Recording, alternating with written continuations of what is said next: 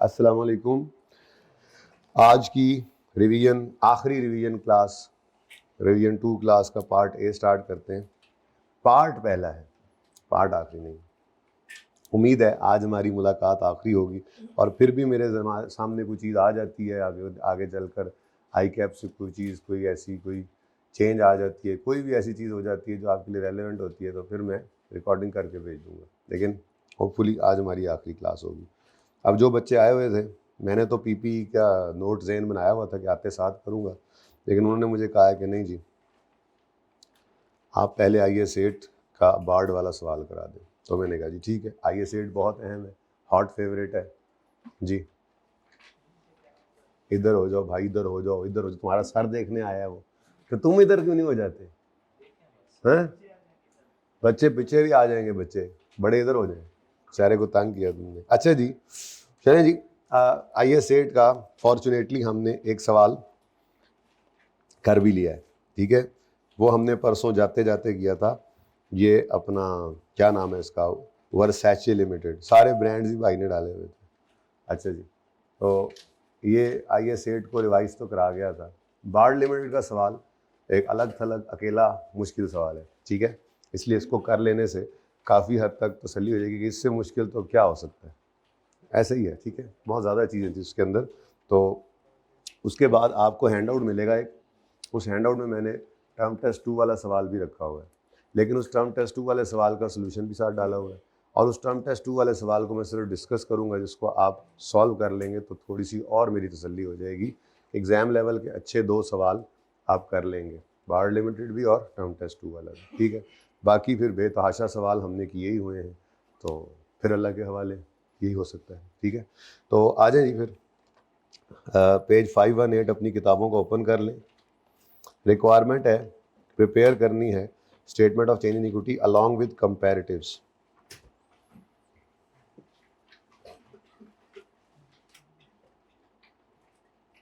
अच्छा जी, इसमें 2020 का एक मसला आ रहा है, तो हम खड़े हैं इस वक्त 2023 के एंड पे, तो 20, 21, 22, 23, और जाहिर है ओपनिंग 2 बार लिखना है। बहरहाल आप तो सवाल 2 बार पढ़ते हैं, आप सवाल रीड करना शुरू कर दें, ये वार्ड वाला सवाल आप रीड करना शुरू कर दें। मैं ज़रा फटाफट इसका जो है वो फॉर्मेट बना लेता हूँ, ठीक है। फॉर्मेट वैसे क्या बनाना है, आसान सा फॉर्मेट होना है भाई। यहाँ पे आप ज़रा पॉज कर लें, रिकॉर्डिंग ना बढ़े। अच्छा जी, मैंने ऐसे ही बस मोटा मोटा फॉर्मेट नोट किया है, ज़्यादा परेशान ना हो, आप देख सकते हैं। ये सिर्फ एक कोशिश थी सवारियाँ पूरी करने की कि बच्चे मज़ीद आ जाएं, और चलो ये वाला टाइम उस वक्त बच जाएगा, ठीक है। तो आ जाइए, क्वेश्चन पढ़ते हैं, उसको करने की कोशिश करते हैं। IS 8 जैसे अर्ज़ किया एक एक्सपेक्टेड टॉपिक है। मेरा दोस्त नहीं आया था, मैं इसलिए, ईद आ गई सी, मेरा दोस्त नहीं सी आया, इसलिए मैं वेट कर रहा था। तो बहरहाल एक्सपेक्टेड टॉपिक है, इसको अच्छे से करना है, और इससे ज़्यादा अच्छा हम क्या कर सकते हैं। हमने छोड़ा कुछ भी नहीं है, एक सवाल रखा हुआ था आखिरी दिन के लिए, और ये सबसे टफ क्वेश्चन है, तो इतना की टफ और हो सकता है इससे ज़्यादा तो नहीं हो सकता। होपफुली इससे बेहतर होगा, सारे कुछ चीज़ें चेंज होती हैं। रिवैल्यूएशन जब आती है थोड़ा सा हम परेशान होते हैं, तो रिवैल्यूएशन ही टर्म टेस्ट 2 के क्वेश्चन के अंदर भी है, और टर्म टेस्ट 2 का क्वेश्चन जो है वो आप लोगों को हैंड आउट में दे दिए विद सोल्यूशन। उसको डिस्कस करूंगा, लेकिन आपकी प्रैक्टिस के लिए उसको छोड़ूंगा, ताकि थोड़ा सा आपका हाथ सीधा हो इस टॉपिक पे मजीद, ठीक है। एडजस्टमेंट डिस्कस करने तो रह क्या जाता है, बस ये इसको मैनेज ही करना होता है। बाकी सिलेबस सारा आपने पढ़ा हुआ है, सिलेबस में से ही अगर उसने IS 8 का सवाल बनाना है, चेंज इन इक्विटी के साथ ही T2 का सवाल बनता है टेस्टिंग लेवल 2 का, तो वो चेंज इन इक्विटी ही डालता है, लेकिन उसके अंदर इस तरह से जैसे सवाल के अंदर बहुत सारी चीज़ें हैं वो डाल सकता है। तो एक्सपेक्टेड टॉपिक्स में से नंबर 3 आ गया। एक्सपेक्टेड टॉपिक 3 जो मैंने लॉन्ग क्वेश्चंस के लिए आपको अर्ज किए थे कि इस दफ़ा बारी लग रही है, EPS और रेशियोज दोनों जा रहे थे आगे, तो EPS उसने last time long question test किया, इस दफ़ा होपफुली कैश फ्लो करेगा। लेकिन अगर EPS भी लॉन्ग करे तो आपने उसकी गुंजाइश छोड़ी नहीं है अल्हम्दुलिल्लाह, और ना रिवीजन में छोड़नी है। फिर NPO का लॉन्ग क्वेश्चन टेस्ट हो गया है, तो अब बारी कैश फ्लो की ही है। कैश फ्लो ज़्यादा दफ़ा टेस्ट होता है NPO से लॉन्ग क्वेश्चन में, लेकिन अब तो उसको एक्सपेक्ट कर सकते हैं कि वो भी आएगा, और NPO भी आ जाए तो हमने उसकी भी गुंजाइश, हमने चॉइस में नहीं छोड़ दिया कि जी इस दफ़ा आना नहीं है, बस थोड़ा सा स्ट्रेस ज़्यादा था। जैसे जालिब वाला सवाल मैंने इनडायरेक्ट से करा दिया, डायरेक्ट से आपको दे दिया। लास्ट टाइम ये नहीं कराया था, लास्ट टाइम एनपीओ को इस तरह से कोई काम कर लिया होगा। एक्सपेक्टेशन की बेस से बंदा चेंज करता रहता है और क्या, ठीक है। और तीसरा रेशोज़ का सवाल है, तो रेशोज़ होपफुली आप आधे पौने नंबर तो ले ही लेंगे उसमें से, यही कह सकता हूँ मैं। 100% तो नहीं कह सकता। फिर शॉर्ट क्वेश्चंस के अंदर correction of error last time नहीं आया, जो कि बहुत रेगुलरली आने वाला टॉपिक है, तो इस दफ़ा सस्पेंस अकाउंट के साथ उसको एक्सपेक्ट कर सकते हैं। लेकिन अब उसमें भी हमने कोई गुंजाइश छोड़ी नहीं थी। वो 5-6 दिन का टॉपिक हमने 10-12 दिन में किया था। अब बस जो रिवीजन प्लान में लिखा हो उसको लाजमी करना है आपने। बाकी गवर्नमेंट ग्रांट मैं आपको डिस्कस करने ही लगा हूँ। पीपी का लॉन्ग क्वेश्चन आ गया है, मे बी अब इस तरफ वो ना जाए, तो शॉर्ट क्वेश्चन में वो जनरल एंट्रीज, एक्सट्रैक्ट्स, डिस्कशन इस तरह की बात कर सकता है, जो कि कोई मसला नहीं है आपके लिए, क्योंकि कॉन्सेप्चुअली आपका सारा सिलेबस पूरा है, ठीक है। बहरहाल चलते हैं क्वेश्चन की तरफ, गप्पें तो लगती रहेंगी। चेंज इन इक्विटी बनानी है अलॉन्ग विद कंपैरेटिव फॉर 2013, लेकिन टोटल का कॉलम रिक्वायर्ड नहीं है। अब 23 के लिए हमने चेंज इन इक्विटी बनानी है, तो मैंने ये 2 दफ़ा ओपनिंग लिखा है। 2 दफ़ा ओपनिंग लिखने की वजह ये है कि मैंने सवाल को देख लिया, आपने भी देखा, मैंने पॉज करा के आपको सवाल पढ़ाया है। एक गवर्नमेंट ग्रांट है जिसकी गलती हुई है 2020 में आई थी, और हम खड़े हैं 2000, तो इसलिए मैंने ये देखो 4 साल की वर्किंग बनाई। 2020 में गलती हुई थी, वो सही करेंगे तो 20 में, 21 में, 22 में और 23 में इसके असरात ऐसे चलने हैं। अब हम खड़े हैं 23 में, तो 23 की गलती तो 23 में सही हो जाएगी, 22 की गलती 22 में सही हो जाएगी, 21, 20 जितने भी साल हैं उसके लिए क्या चाहिए, ओपनिंग। चले आप लोग, वैसे तो मेरी तरफ से ये पक्की आपको इंस्ट्रक्शन है कि 2 दफ़ा सवाल पढ़ना है, फिर तीसरी बार पढ़ते हुए बेशक करें, या फॉर्मेट बनाना है तो फिर करें, पहले फॉर्मेट नहीं बनाना। स्टिल किसी की नज़र से ये गवर्नमेंट ग्रांट वाला पॉइंट नहीं गुजरता, तो एक एहतियात फिर बताई हुई थी कि आइए सेट का सवाल लग गया ना पता कि है, तो 2 लाइनें छोड़कर ओपनिंग लिख लो। ये 2 लाइनें खाली रह जाएंगी मैक्सिमम, कुछ नहीं होता। अगर आ जाएगी एडजस्टमेंट तो 2 लाइनें ऊपर पड़ी होंगी, ओपनिंग लिख के प्रायर ईयर एडजस्टमेंट डाल के काम चला लोगे, ठीक है ना।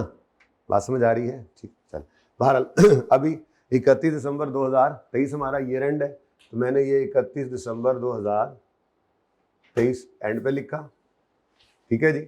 और इधर क्या लिखूंगा, 31 दिसंबर 2022, और यहाँ पर लिख लूँगा 1 जनवरी 2022। इसको 31 दिसंबर 21 भी लिख सकते हैं। और मैंने ये दूसरी बार लिख लिया क्योंकि मैंने पढ़ के पकड़ लिया है कि यहाँ पे मसला है, ठीक है। बहरहाल आपने नहीं पकड़ा होगा तो आपके लिए क्या इंस्ट्रक्शन है, आइए सेट का सवाल है ना, 2 लाइनें छोड़कर ओपनिंग लिख लो, खाली रह जाएंगी। सिर्फ गलती इधर ही 2 साल में हुई तो 2 लाइनें खाली रह जाएंगी, रहने दो खाली, कुछ नहीं होता। उन्होंने कौन सा किराया ले लेना आपसे कि 2 लाइनें आपने छोड़ी, इसका किराया दें अलग से, फीस वैसे फीस पहले ले ली होती है उन्होंने, तो जितने शीटें ऊपर एक्स्ट्रा भी लगाएं आपको कोई मना थोड़ी है। अच्छा अब सवाल पढ़ते हैं।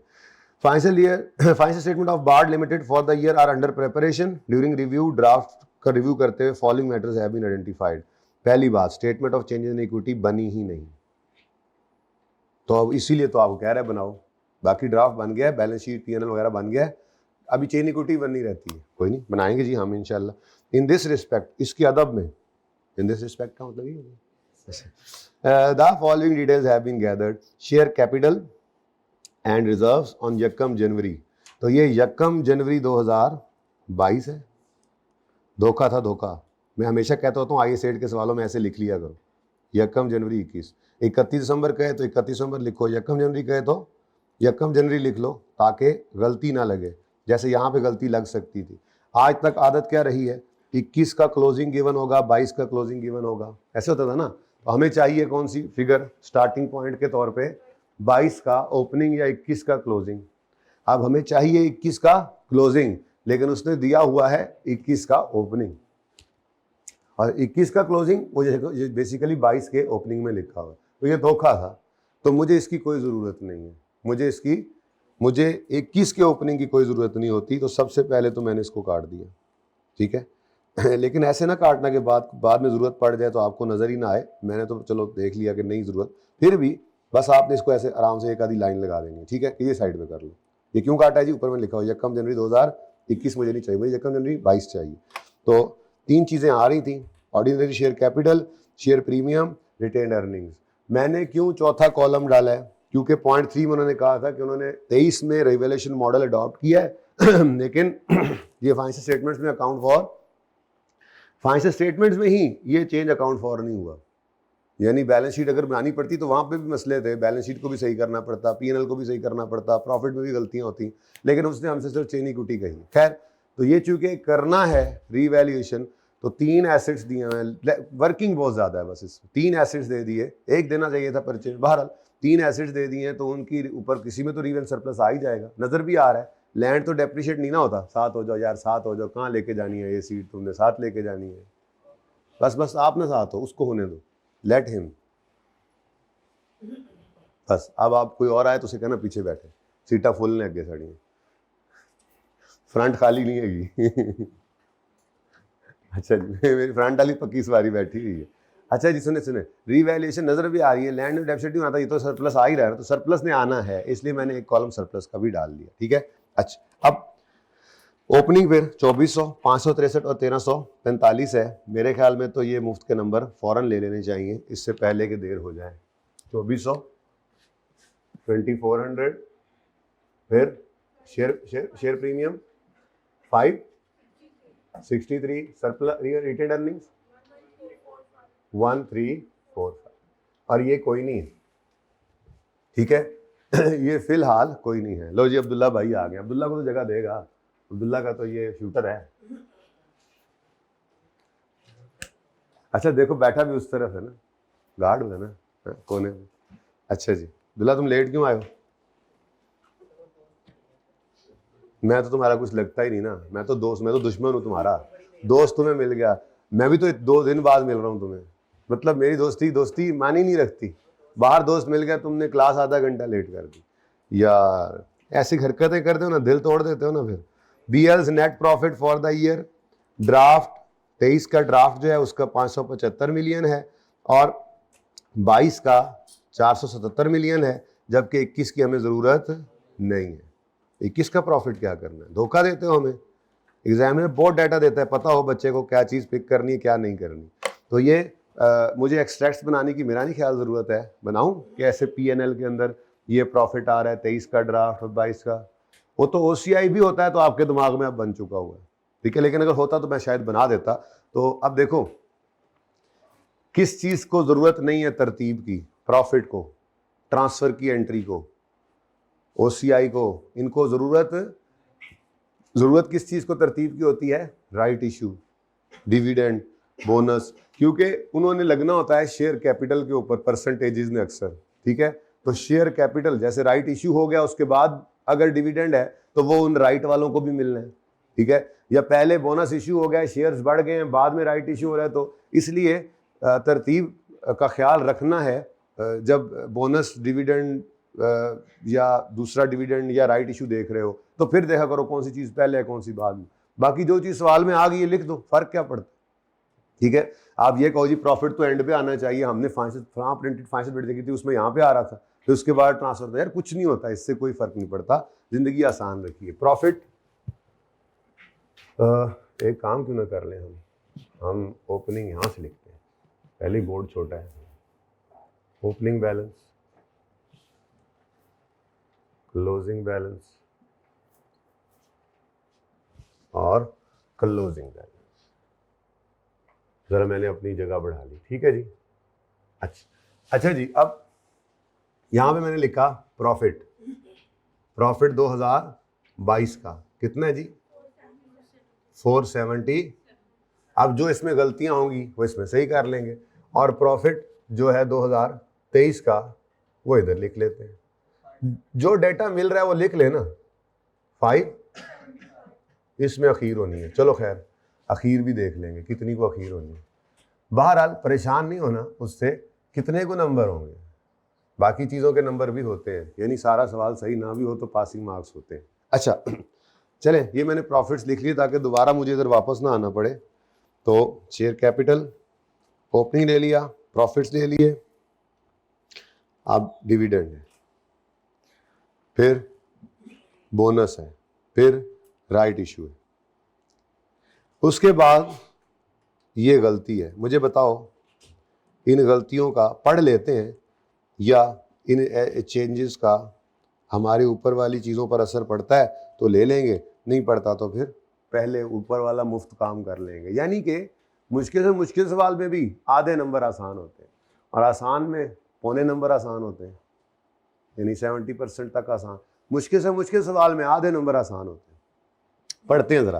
कहता है 1 जनवरी 20 को गवर्नमेंट ग्रांट रिसीव हुई है, वो 3 साल पहले, 600 मिलियन की है, जो कि मैन्युफैक्चरिंग प्लांट को एक्वायर करने के लिए हमें रिसीव हुई, ठीक है। However, grant was treated as income on receipt. अब देखो एसेट रिलेटेड ग्रांट हो, IS-20 भी रिवाइज होना शुरू हो गया। अभी इसका सवाल फिर साथ ही इसका सवाल कर लेंगे। एसेट रिलेटेड, हाँ रिसेंट टाइम वाला, इस दफ़ा तो शायद वो एक्सट्रैक्ट्स या एंट्रीज पूछे, क्योंकि लास्ट टाइम उसने सिर्फ डिस्कशन पूछी है 5-6 नंबर की ना। तो एसेट रिलेटेड ग्रांट हो तो उसको इनकम नहीं बनाते रिसीट के वक्त, बल्कि उसको लायबिलिटी बनाते हैं और सेम बेसिस पर एसेट की तरह से जैसे एसेट डेफिसिट होता है ग्रांट को इनकम में डालते हैं, ठीक है। तो ये एरर है, इसको सही कर लेंगे, ठीक है। उसने बताया मैन्युफैक्चरिंग प्लांट, क्लास को स्टैंड अप कराऊं, आप आ गए हैं, ये टाइम है आपके आने का। आप पता है हमने पीपी का नोट बना के मिटा दिया, अब हम दूसरा इतना सही सवाल था बस, यूट्यूब पे भी नहीं डालूंगा। नहीं पहला सवाल है, लेकिन ज़हन शेन बना लिया बच्चों का सवाल में, तुम्हारा ज़हन बनने में अब टाइम लगेगा। बच्चों का ज़हन अब बन चुका है और मैंने बड़ी गैस दिया है मैंने थोड़ी देर पहले, वो नहीं बताना इसको, अहमद को बिल्कुल नहीं बताना।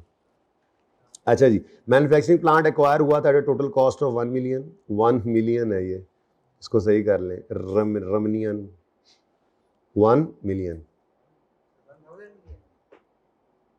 जो भी है मुझे इससे कोई लेना देना नहीं है।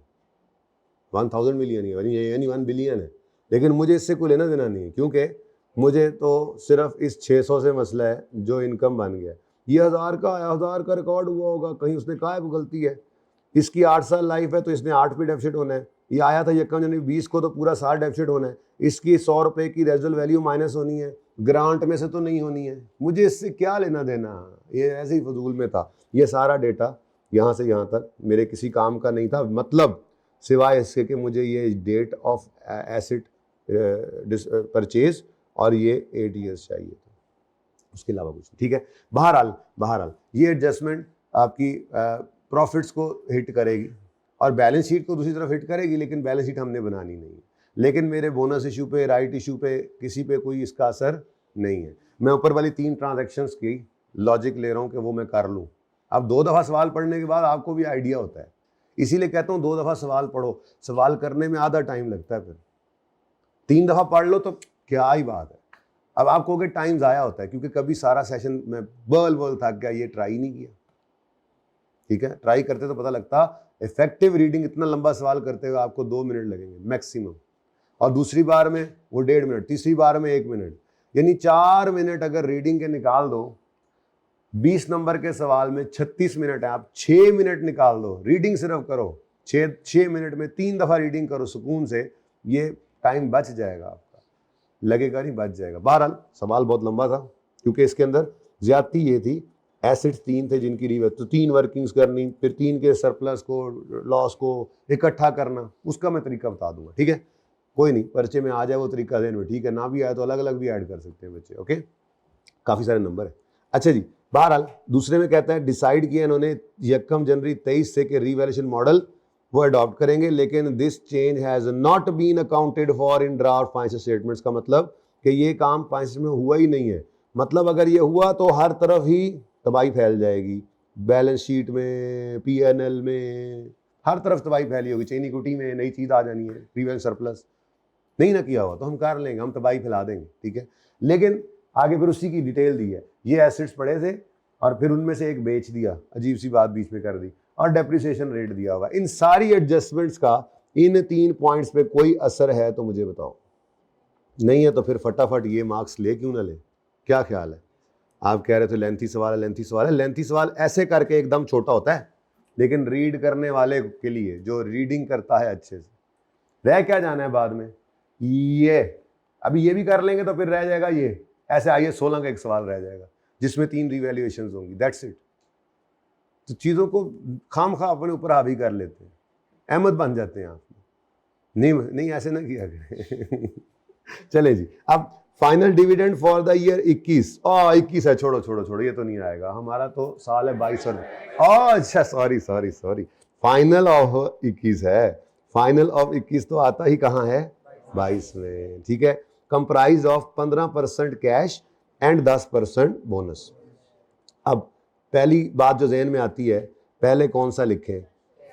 मैंने आपको एक जुगाड़ बताया था, सेम डेट के ऊपर आए तो हमेशा कैश लिखना ताकि गलती हो ही ना। लेकिन उसको भी पता है बच्चा कुछ भी कर देता है, तो उसने आखिरी लाइन में देखो क्या लिखा हुआ है, the bonus issue was made from share premium. अच्छा, ये तो बाद में, shares were issued in April after payment of, पहले उसने खुद कह दिया जी, पहले कैश डिविडेंड पे किया है फिर शेयर्स इशू है। मेहरबानी ताड़ी, ये ना करना पहले शेयर्स इशू करा के फिर उसको भी डिविडेंड दे दो, ये पकड़ो शेयर्स और ये साथ पकड़ो डिविडेंड। और भाई इन्वेस्टमेंट करने तो दो उसको, पहले उसका पैसा इस्तेमाल तो करो, पहले डिविडेंड दे रहे, ऐसे कौन करता है, ठीक है, ठीक है ना। तो इसलिए बहरहाल उसने बता दिया। लेकिन बीच वाली बात क्या है, आपको पता है कि डिविडेंड के तौर पे अगर शेयर्स बांटे जाएं तो वो रिटेन्ड अर्निंग में डेबिट होते हैं, लेकिन शेयर प्रीमियम में से भी हो सकते हैं, लेकिन आज होने ही शेयर प्रीमियम में से।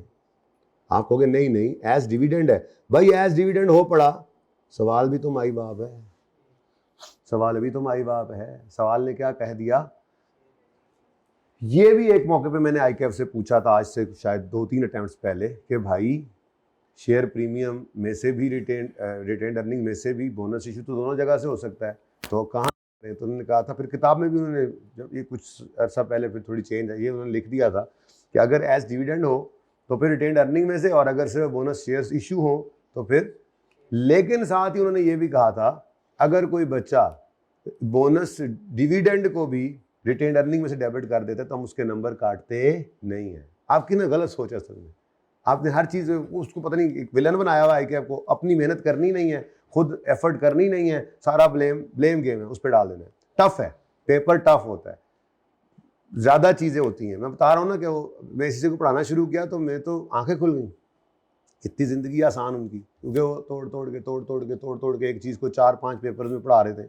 आपको एक ही दफ़ा वो सारी चीज़ फेंक दी जाती, मुश्किल है ये। उसके बाद आपका टेस्टिंग पेपर जो है वो क्राइटेरिया मुश्किल बनाता है, पेपर कोशिश मतलब नर्व्स टेस्ट करता है, लेकिन कुछ चीज़ें आपने भी गलत सोची हुई हैं, जैसे मैं आपको बता रहा हूँ। ये कह रहे हैं कि हम नंबर इस पर यहीं बैठ के सुन लेना यार, अब जाएगा आएगा, जल्दी जाओ फिर। तो इसमें उन्होंने कहा कि हम उनके नंबर नहीं काटते, वो इधर से भी कर दे एंट्री तो। लेकिन अगर इस सूरत में बच्चा कर दे तो क्या फिर नंबर नहीं काटेंगे? अब तो काटेंगे ना, क्योंकि उन्होंने एक्सप्रेसली कह दिया ये करो। अब वो ये करो के ऊपर अगर आप नहीं करेंगे तो फिर नंबर कटेंगे, खामोशी केस के अंदर। लेकिन खामोशी केस के अंदर भी हमने तो पक्का कर्ज लिया, अगर डिविडेंड के तौर पे शेयर्स बांटे जाएंगे तो रिटेन्ड अर्निंग्स, और अगर वैसे बोनस इशू होगा तो शेयर प्रीमियम को यूज कर लेंगे। बहरहाल इशू कॉस्ट, जो ट्रांजैक्शन कॉस्ट होती हैं, उनके लिए तो सिर्फ शेयर प्रीमियम ही हम यूज करते हैं, उसमें कोई फिर ऑप्शन नहीं था, याद है।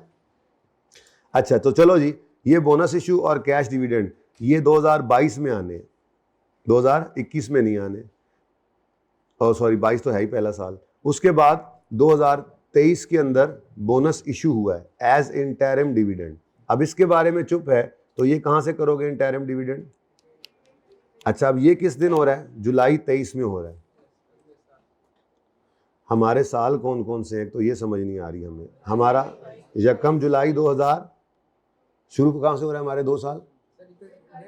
अच्छा, यकम जनवरी वाला, ओके ओके, यकम जनवरी 2022 से हमारा काम शुरू हुआ और 31 दिसंबर 2022 में ख़त्म हुआ और 31 दिसंबर 2023 में। आपके सवाल जून वाले होने हैं मुझे लग रहा है अटैम्प्ट में ना, इस अटैम्प्ट में जून जून जून जून चलो तो होते हैं। अब क्या करूँ, ये सारे सवाल इस अटैम्प्ट में आप देख रहे हो दिसंबर वाले थे, इसमें जून वाले होंगे, आसान होते हैं। अब सुनो इधर, ये जो 31 दिसंबर 21 पे फाइनल डिविडेंड जो है वो अनाउंस हुआ है, वो आकर अप्रैल 22 में जाहिर है पेमेंट हो रही है, वो अनाउंसमेंट होती है 21 के, तो ये भी 22 में आ गया था इधर, ठीक है। उसके बाद जो बोनस शेयर्स इशू हुए हैं वो जुलाई 23 में जाके हुए हैं, ओके। और राइट इशू कब हुआ है? अक्टूबर 23 में। अब मेरा सवाल है कि ये जो बोनस इशू हुआ है, इंटरिम बोनस, इसको कहाँ से कर देना चाहिए हमें? जब वो कह रहा है bonus issue as interim dividend है तो मना भी नहीं कर रहा, तो फिर हम अपने हिसाब से जाएंगे। लेकिन ये वो जगह है जहाँ पे आई के अपने कहा मैं गुंजाइश दे देता हूँ, कोई शेयर प्रीमियम में से भी कर दे अगर पड़ा हो, लेकिन हम क्यों करेंगे? ठीक है, अब इसका मतलब ये हुआ कि हमारा पहले साल में ये फाइनल है, फाइनल ऑफ 12 ही कही जा रहा हूँ, फाइनल ऑफ 21-22 में, फाइनल ऑफ 21-22 में, और ये दोनों ही हैं, कैश भी है और बोनस भी है। तो ये एंट्री कर लेते हैं हम अपनी पहले साल में। और उसके बाद यहाँ पर आपको मिल रहा है इंटरिम 23, और ये सिर्फ क्या है? बोनस। और उसके बाद राइट इशू भी हो सकता है। ये सारी चीज़ें जो हैं इन पे कोई भी असर नहीं है हमारे गवर्नमेंट ग्रांट वाली एडजस्टमेंट का या रिवैल्यूएशन का, तो ये नंबर लिए जा सकते हैं। ठीक है, तो कैश डिविडेंड कितना है जी? 15% कैश डिविडेंड है और 10% बोनस शेयर्स। तो यहां पे आके मैंने लिखा जी फाइनल डिविडेंड 2022, और कौन सा? 21 कौन सा है? कैश।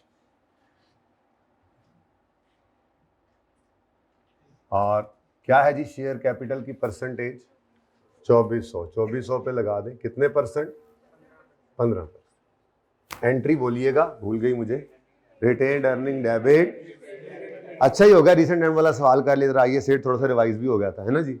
रिटेन्ड अर्निंग्स डेबिट कितने से? 360 से रिटेन्ड अर्निंग्स डेबिट, और डिविडेंड पेएबल बैलेंस शीट में क्रेडिट। इधर एक ही इंपैक्ट आना, ठीक है। उसके बाद नेक्स्ट है, प्रॉफिट भी आना है यार। अच्छा, नेक्स्ट बोनस है। बोनस की वैसे तो एज डिविडेंड हो तो आपको एंट्री का पता है, आप उसको शेयर प्रीमियम यूज करते हुए करते हैं, लेकिन सवाल ने एक्सप्रेसली कह दिया भाई, सॉरी रिटेन्ड अर्निंग को यूज करते हुए करते हैं, लेकिन सवाल ने एक्सप्रेसली क्या कहा है? आपने इसको शेयर प्रीमियम में से करना है, तो फाइनल डिविडेंड ही है बोनस। अब शेयर कैपिटल का बैलेंस नहीं बदला, इंटू 10% है। लो जी, कितना बनता है? 240। एंट्री बोलेंगे शेयर प्रीमियम डेबिट 240 से, शेयर प्रीमियम डेबिट 240 से, और शेयर कैपिटल क्रेडिट 240 से। ठीक है जी। अब ये होने के बाद अगले साल के लिए आपका शेयर कैपिटल का बैलेंस बदल गया। ठीक है, बदल गया। अगर अगले साल का वेट करना है तो वेट कर लो, नहीं तो मेरे ख्याल में शेयर कैपिटल का तो अगले साल का बैलेंस भी निकल सकता है। पिछले साल में तो सिर्फ एक ही गलती चली आ रही गवर्नमेंट ग्रांट की, जिसमें प्रॉफिट पे हिट करना है, और अगले साल में भी जो चीज़ें हैं वो प्रॉफिट पे, ओसीआई पे, एसेट्स को हिट करेंगी। मेरे शेयर कैपिटल को तो किसी चीज़ से नहीं छेड़ना, तो क्यों ना मैं अगला साल भी कर लूँ। ये नंबर ले लेते हैं, ज़रा थोड़ा सा तसल्ली हो जाएगी। कितना हो गया? 2640। अब जी प्रॉफिट बेटा रिटेन्ड अर्निंग में ऐड होता है ना? किसने पूछा प्रॉफिट? सॉरी, ये फिगर तो बेटा इधर ऐड होगी ना, तो इसका क्लोजिंग चेंज होगा। इसमें तो अब और कुछ नहीं होना ना। 2640 शेयर कैपिटल में कोई चेंज आना है? अगर वेट करना है तो मैं कर लेता हूँ, क्लोजिंग निकालने का वेट कर लेता हूँ। मैं तो कह रहा था मुफ्त के नंबर लें, पीछे मुड़ के सवाल में देखेंगे ही नहीं, हमने कुछ छोड़ा ही नहीं है। आपको अगर साल बाय साल चलना है तो यहाँ तक रुक जाओ, अगले वाले दफ़ा फिर वापस आना भूलना मत। बस मैं तो कह रहा हूँ बस पड़का दो इसको। नेक्स्ट क्या है जी? नेक्स्ट क्या है? डेट से बताया उसने, बोनस इशू है जुलाई में डिविडेंड के तौर पे, और अक्टूबर में राइट इशू है। तो इंटरिम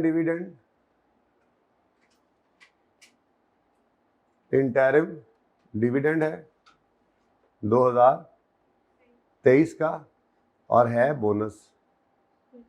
अब ये 2640 हो चुके हैं और 25%। अब उसने क्या कहा, इसको कहां से निकालो? शेयर प्रीमियम से? नहीं, इसके बारे में नहीं बताया, तो बट डिफॉल्ट क्या था, डिविडेंड के तौर पे हो तो रिटेन्ड अर्निंग्स को हिट करते हैं, तो रिटेन्ड अर्निंग्स में से माइनस कर देंगे कितना 660, रिटेन्ड अर्निंग्स डेबिट और 660 से शेयर कैपिटल क्रेडिट। ठीक हो गया जी, और सही है। चल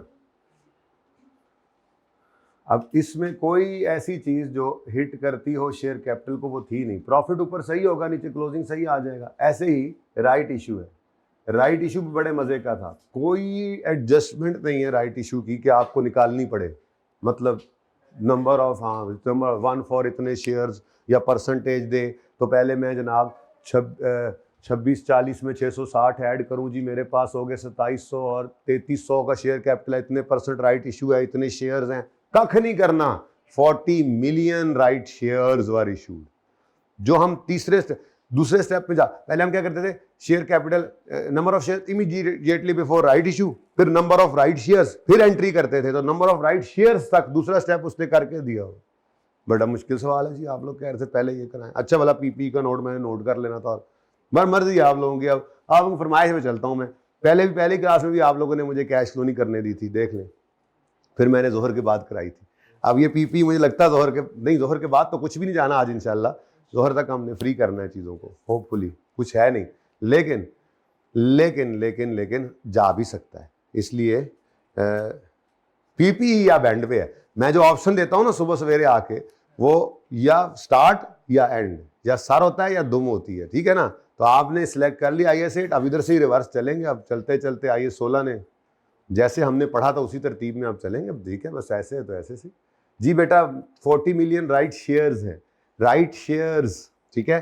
तो इनको कितने पर इशू किया है, 18 पे।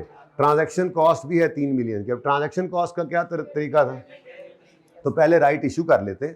राइट इशू कितने मिलियन शेयर्स हैं, इधर देखो जरा, 40 मिलियन शेयर्स इनटू क्या कर लेते थे हम, ₹18 ये लिख लेते थे। उसके बाद हम मैनुअली कर लेते थे, शेयर कैपिटल में फेस वैल्यू डालते थे, सवाल में लिखी हुई है 10 रुपए, ठीक है। तो 40 इंटू 10, हाँ एंट्री याद करो, कैश डेबिट। अब मुझे इसकी कोई जरूरत नहीं, शेयर कैपिटल क्रेडिट कितने से, 40 इंटू 10, ठीक है। और उसके बाद बाकी 8 कहाँ, शेयर प्रीमियम में 40 इंटू, ये एंट्री उधर पोस्ट करनी है। कैश मैंने कहाँ लिखना है, कोई जरूरत नहीं, ठीक है। डबल एंट्री तो नहीं कर रहे, कैश आ गया। तो ये जनाब आपकी एंट्री आ गई 400 और 300। अब कोई बच्चा मुझे ये भी कहेगा कि ऊपर से बैलेंस तो आया नहीं, 320 इधर आ गया। भाई जब आए बैलेंस 320 पे पहुंच जाएगा, मसला क्या है। देखो ना, इधर बैलेंस पड़ेगा, ये उसमें ऐड हो जाएगा, मसला क्या, ठीक है। ये राइट इशू था। ट्रांजैक्शन कॉस्ट रह गई। ट्रांजैक्शन कॉस्ट कितनी है जी, ट्रांजैक्शन कॉस्ट 3 मिलियन। अब इस 3 मिलियन को ना कभी कभी एग्जामिनर क्या करता है, इसी नेट प्रोसीड में से ही नेट कर देता है, शेयर प्रीमियम में से। मैं नहीं कराऊंगा, ऐसे ही खाम खा परेशान होते हैं। यहां पे अलग लिख लें, क्या मसला है, transaction cost on right issue. तो अब इसके लिए कोई ऑप्शन नहीं है कि इसको डिविडेंड, अगर रिटेन्ड अर्निंग पड़ी है तो उसमें से पहले करें, नहीं, पहले शेयर प्रीमियम को ही यूज़ करते हैं। नोशनल पेमेंट्स होती हैं शेयर प्रीमियम में, और तो किसी इस्तेमाल में आना नहीं, तो इसी काम के लिए उसको इस्तेमाल करते हैं, ठीक है। तो शेयर प्रीमियम बड़ा पड़ा है, ये देखो अभी इधर से भी पड़ा था और भी आ गया, कितना हमने माइनस करना। तो बस ना एग्जामिनर कभी कभी ये करता है कि यहीं पर 317 लिख देता है, ठीक है, उसमें भी हर्ज कोई नहीं है, अल्टीमेटली असर तो वही पड़ना है। कोई यूँ कर सकता है बच्चा कि यहाँ पे 317 लिख दे, कोई मसला नहीं है, लेकिन हम share premium debit cash credit वाली एंट्री बोलकर यहाँ पर करेंगे इंशाल्लाह, ताकि हमें याद रहे, ठीक है। और सही है, सही है, चलें आगे, देख लो भाई।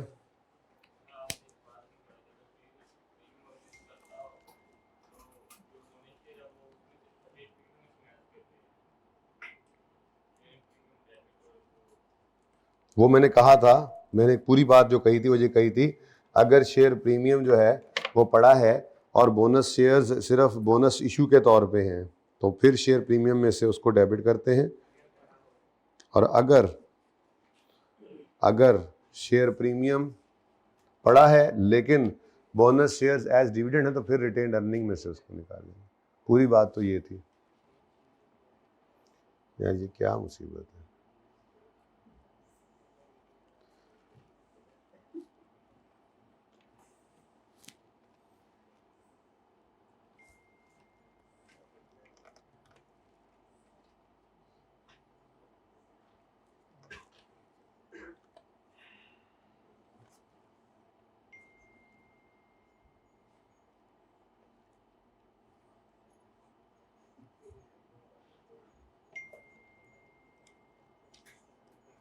ये देख लो, ये मैंने कहा था, ठीक है, हाँ, सबूत के तौर पे लिखा हुआ है। ओके जी, नेक्स्ट। अच्छा जी, अब देखें हमारे पास सिर्फ रह गया है पॉइंट नंबर 2 और पॉइंट नंबर 3, ठीक है। तो पॉइंट 2 क्या है, यकम जनवरी 20 को एक ग्रांट रिसीव हुई 600 की सारी इनकम बन गई, हालांकि उसको 8 साल पे डिवाइड करके आहिस्ता आहिस्ता इनकम बनाना चाहिए था। जिस दिन भी ग्रांट आई है हमें इससे लेना देना नहीं। एसिड किस दिन आया है, बेहतरीन सवाल, आसान, पहले दिन ही उन्होंने एसिड का भी बता दिया, ठीक है। तो छोटी सी वर्किंग करनी पड़ेगी हमें।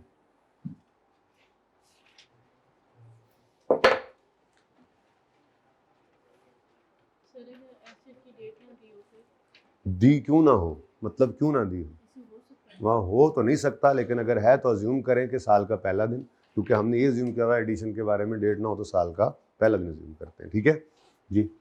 होनी चाहिए ना वैसे तो। ओके, डेफर्ड ग्रांट, अब पहले मैं यहाँ पे ओरिजिनल और रॉन्ग कर देता हूँ। ओरिजिनल रॉन्ग अलग वर्किंग है, हमें तो ये चाहिए असल में, ठीक है। तो ओरिजिनल एंट्री होना क्या चाहिए और फिर हुआ क्या है, ठीक है। तो वर्किंग 2 में कर रहा हूँ, ओरिजिनल एंट्री होना चाहिए था क्या, बोले जी क्या होना चाहिए, cash debit deferred grant credit, cash debit deferred grant credit, कितने से जी, 600 से, और उसके बाद फिर deferred grant debit grant income credit होना चाहिए था, कितने से जी, देखिएगा जी, 600 डिवाइडेड बाय 8, कितने से, 75 से। ये होना चाहिए था ओरिजिनल, लेकिन वो क्या कर गया है, उसने क्या किया है, कैश डेबिट और इनकम क्रेडिट कर दी पूरे 600 से, ठीक है। ये जनाब हुआ है।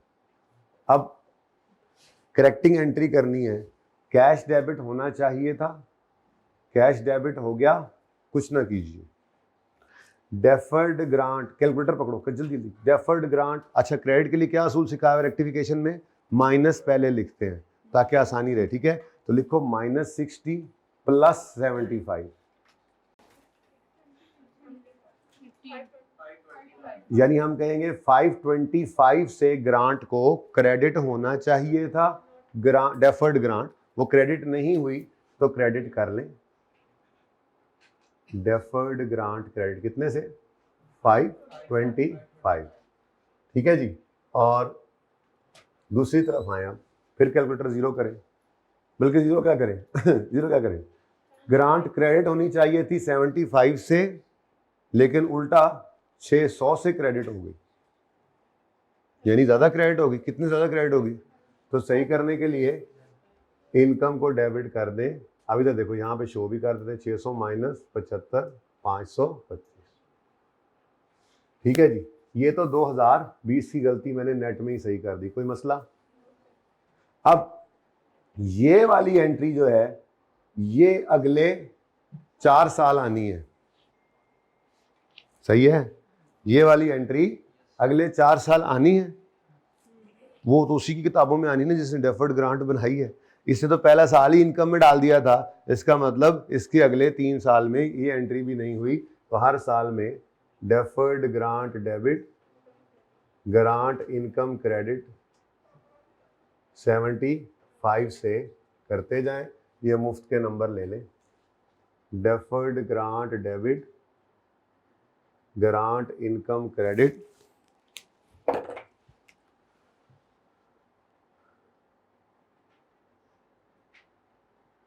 75 से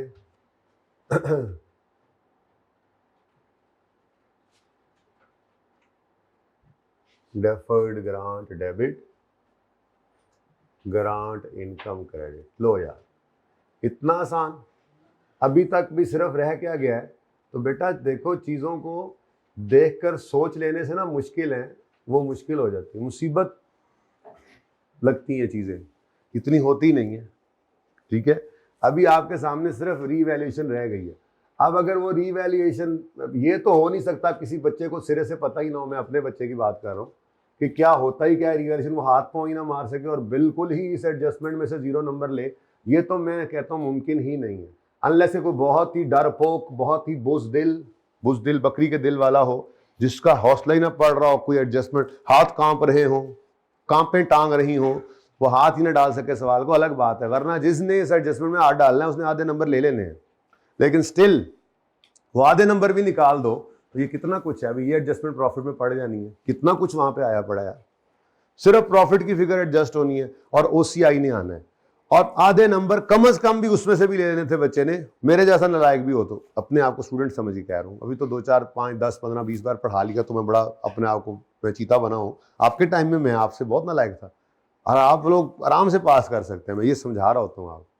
ठीक है ना, नालायक सा आदमी था।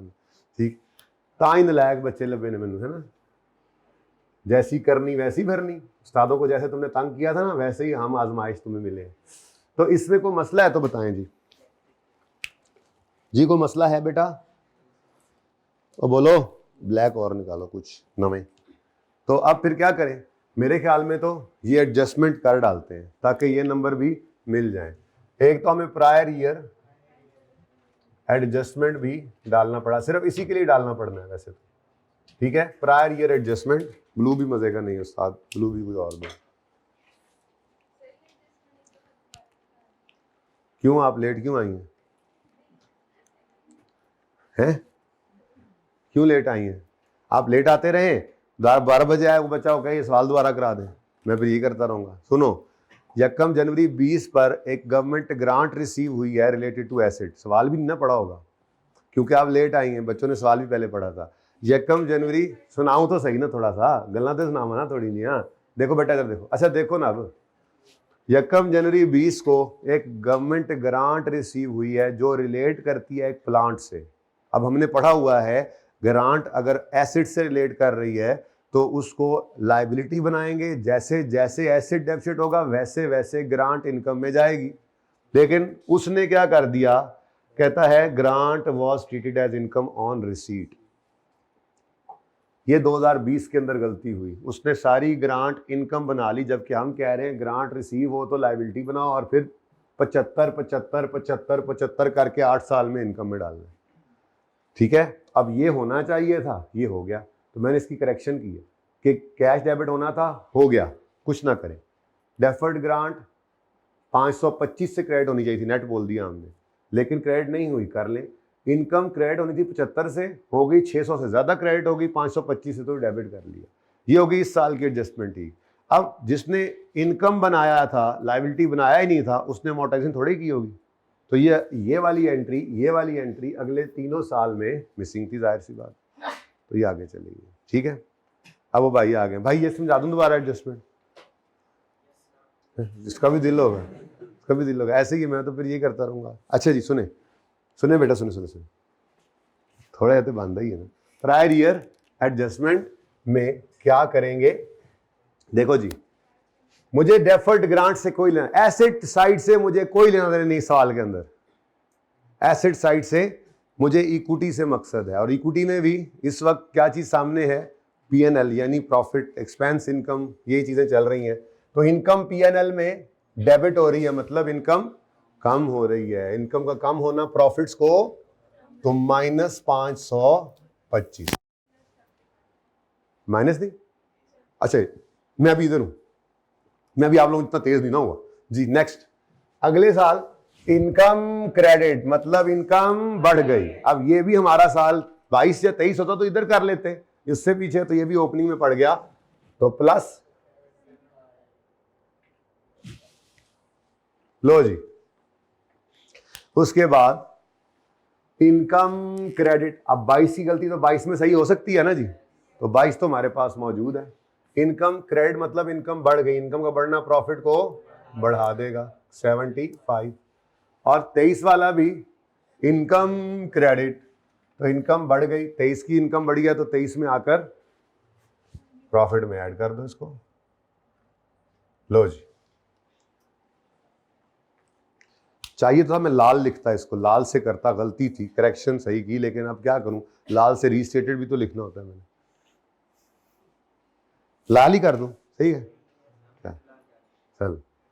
ले जी, ये भी गया। अब क्या रह गया यार, बस रीवैल्यूएशन। अच्छा, अब 3 रीवैल्यूएशन की वर्किंग्स हैं, तो 3 वर्किंग्स अब मैं वहां तो कहां पे करूंगा, वहां पे मैं इन 3 रीवैल्यूएशंस का रिजल्टेंट डाल दूंगा। ठीक है, 3 रीवैल्यूएशंस का रिजल्टेंट, क्योंकि देखो 3 एसेट्स हैं, 3 एसेट्स हैं। अच्छा, 20, 21, 22 गया, सिर्फ मसला अब किस में है, 23 में, क्योंकि 23 के अंदर इन्होंने अडॉप्ट किया है साल के पहले दिन रीवैल्यूएशन मॉडल, और वो अकाउंट फॉर नहीं किया, तो फिर वो तो सिर्फ 23 के अंदर ही आना है मामला।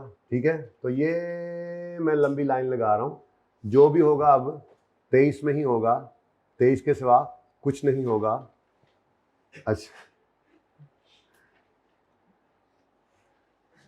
एडा हलफ, एडी एडजस्टमेंट हलफ, तो ये कहानी खत्म। तो इसलिए ये सारा एरिया मेरे लिए वर्किंग्स वाला है, अब ये कंफ्यूज ना कर देना प्लीज। ठीक है, ये मेरी वर्किंग 1 चल रही है। ठीक है, ये मुझे कुछ जगह चाहिए थी जहां पे मैं वर्किंग, बाकी वर्किंग्स करूंगा। असल में ना 3 एसेट्स हैं, मैं जिस तरफ आपको तवज्जो दिलाओ, नोटिस आया आपको कि 3 एसेट्स में रीवैल्यूएशन देखनी है। अब तीनों में किसी में गेन आएगा, किसी में लॉस भी आ सकता है। ठीक है, तीनों में अगर गेन है तो इंक्रीमेंटल डेप्रिसिएशन भी आ सकती है, चलो लैंड पे नहीं होगी पर बिल्डिंग पे हो सकती है, प्लांट मशीनरी पे हो सकती है, पता नहीं कौन कौन से एसेट्स हैं, 3 एसेट्स हैं, लैंड नजर आया था, बाकी आगे कुछ और भी है। ठीक है, तो अगर 3 एसेट्स अलग अलग हैं तो तीनों पर रीवैल्यूएशन अलग अलग आएगी, लेकिन यहां पर क्या मैं अलग अलग कॉलम बनाऊंगा, कहता है हाँ, इदरीस कह रहे हैं हाँ अलग अलग कॉलम बना लूं। अलग अलग नहीं बनाते थे भाई, 15 एसेट रीवैल्यू करो, यहां पे एक ही है। तो वर्किंग में हमने फिर क्या करना है, तीनों वर्किंग्स अलग करते हैं, मैं 1 नोट पे करता हूं, वहां पे फिर सरप्लस है तो वो यहां पे मैं लिखूंगा सरप्लस, नीचे 2 हैं तो ऐड कर लूंगा, लॉस है 2 हैं अगर सरप्लस एक जो भी है वो ऐड लेस कर लेंगे, डेप्रिसिएशन वहां पे निकल आएगी तीनों वर्किंग्स में, यहां पे ऐड कर लेंगे, ताकि मेरे पास फिगर हो, एंट्रीज उससे मैं कर दूंगा इस टोटल से, ताकि एंट्री कंबाइन हो जाए, जिंदगी आसान। ठीक है, अब 3 वर्किंग में जो टाइम लगाना है आपने, वो आपने लगाना है, और ये इतनी स्ट्रेट फॉरवर्ड वर्किंग है, ये वही रिवैल्यूएशन है जो आपने बचपन में सीखी थी, कोई रॉकेट साइंस नहीं है। ठीक है, सिवाय इस एडजस्टमेंट के जिसमें आपको थोड़ी सी अजम्पशन, ये और ये होती भी है ऐसे ही, वे नहीं कि इस सवाल के लिए ले रहे हैं, वैसे भी लेनी होती है अजम्पशन, एक छोटी सी इस एडजस्टमेंट की लेनी पड़नी है, वरना कख भी नहीं था इसमें। ठीक है, और ये भी एंड पे जाके आएगा, देखेंगे। फिलहाल तो यकम जनवरी पे सारे एसेट्स को क्या कर लें, जरा पढ़ लें अब इसको। BL has decided to adopt revaluation model from Yakam January 23 from subsequent measurement of land building included in PPE equipment. ठीक है जी।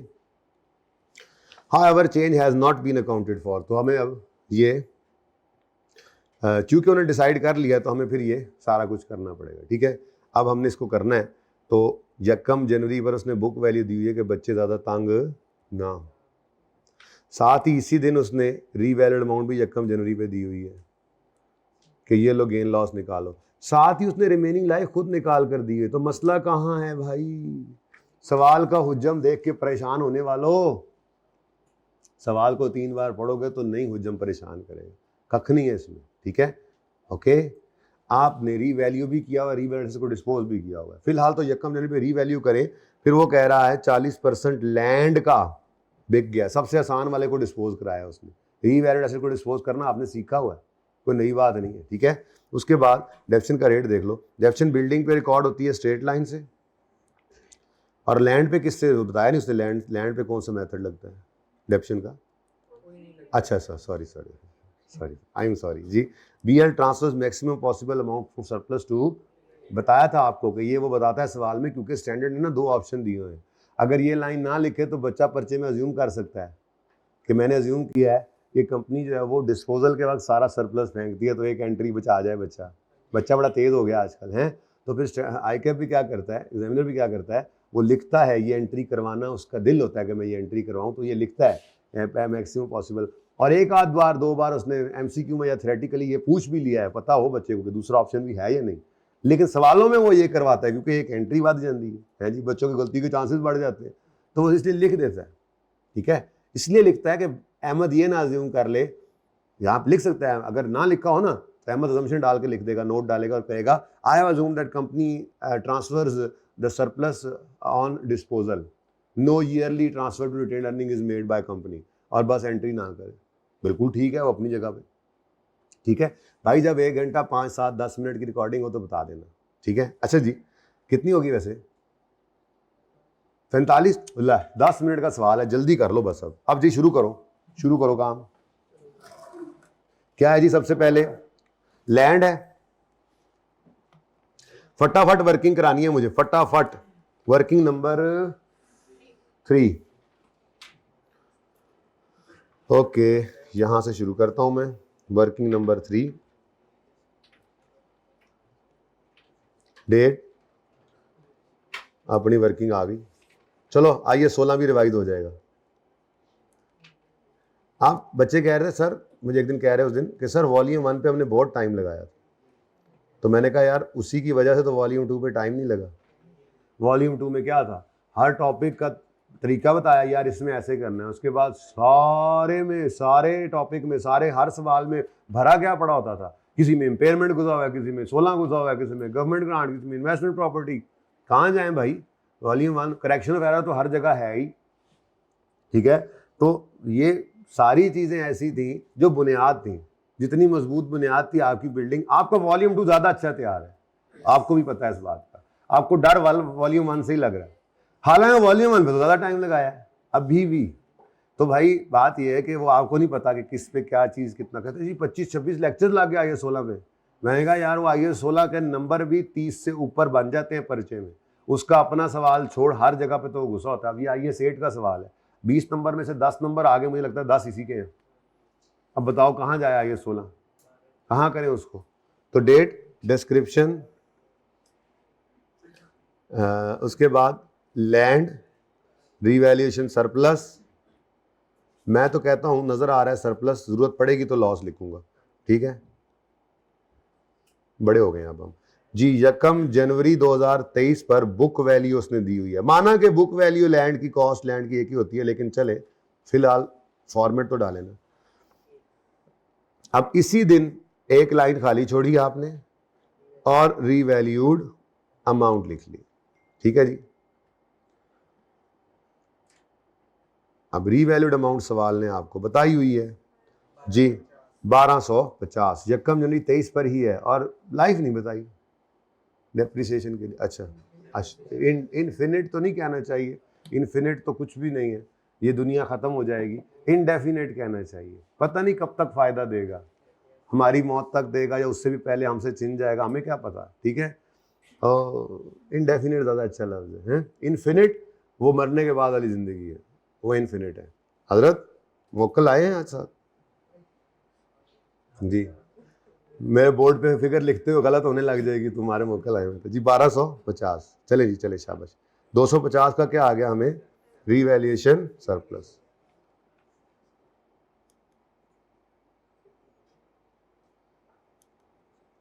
तो ये जनाब अब एक सरप्लस आ गया। अच्छा, कोई बच्चा ऐसा भी होगा पर्चे में जो इसको पकड़ेगा और सारी इसकी एडजस्टमेंट्स कर देगा, इक्वली राइट, इक्वली गुड, लेकिन फिर उसको OCI के अंदर जो फिगर जानी है उसमें ध्यान से प्लस माइनस करना पड़ेगा। 1000 तरीके हो सकते हैं, जवाब सेम होगा, बस रुकना नहीं है पर्चे में। आपको आता सब कुछ होगा, परेशान नहीं हो जाना बस सवाल से। कोई एक दुक्का सवाल होते हैं ऐसे जो थोड़ा सा फंसाते हैं, लेकिन उसमें भी 1-2 एडजस्टमेंट्स फंसाएंगी। फॉर्मेट्स हर जगह हैं आपके पास, मैक्सिमम उसको अटैम्प्ट करें। जब उसका टाइम पूरा हो जाए, कोई एडजस्टमेंट नहीं समझ आ रही है, असम्पशन ले लें या छोड़ के आगे चले जाएं उस 1-2 पॉइंट्स को, उसके बाद फिर देखेंगे। चले, अब इसने डेप्रिशिएट तो होना नहीं है, ठीक है। लेकिन 1 नवंबर को एक मुसीबत इसमें आई है। 1 नवंबर 2023 पे क्या हो रहा है, ये सबसे मुश्किल यही एडजस्टमेंट थी। हाँ, 40% ऑफ इट्स लैंड उसने बेच दिया है। अब मुश्किल ये थी ना कि उसने पूरी डिटेल नहीं बताई। उसको यूं कहना चाहिए था 40% of its land was sold for, अच्छा कितने पे पड़ी है लैंड इस वक्त, 1250 पे। जरा इसका 40% निकालो कितना बनता है। अब इतनी जिंदगी आसान है कि लैंड को उसने डिस्पोज कराया ताकि ज्यादा टेंशन ना हो बच्चों को। कितना जी? अच्छा, पता है क्या है, यहां पर मसला ये था कि ये 500 तो आपने एसेट अकाउंट में से क्रेडिट किया, लैंड में से क्रेडिट किया, ठीक है। तो सरप्लस को भी कर देंगे, बिल्कुल 40% उसको भी कर देंगे, वो भी कर दो, ये लो। अब जगह थोड़ी सी तंग है तो मैं यूं कर दूं एट द रेट ऑफ 40%, अगर, या चलो यही लिख दो ऐसे, 250 इंटू 40% कितना। अब मुझे इससे मसला नहीं है, ये तो बिल्कुल ठीक है, तो हर एक ने ये कर लिया होना है, लेकिन बच्चे को कन्फ्यूजन कहाँ आया होना है। ये 500 की बिल्डिंग, ये 500 की लैंड जो है, भाई अहम बात थी यार, निकल गया अली। ये 500 की जो लैंड है, ये लैंड कितने की बिकी है? अब ये देखो, लैंड तो मैंने कहीं नहीं प्रेजेंट, बैलेंस शीट तो बना नहीं रहा। हाँ, ये मुझे चाहिए होगा, एंड पे बैलेंस चेक कर लेंगे, तो ये मैं लिख लेता हूँ। हाँ जी,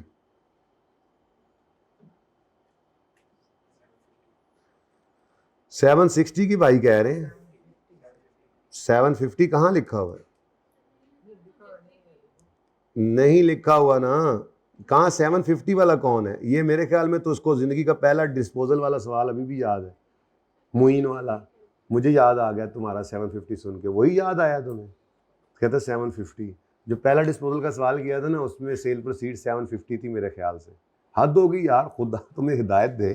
ठीक है, वैसे तो हिदायत याफ्ता हो माशाल्लाह आप लोग, मैं वैसे मोहब्बत में कह रहा हूँ, ये मेरी बातों को यार सीरियस ना लिया करो।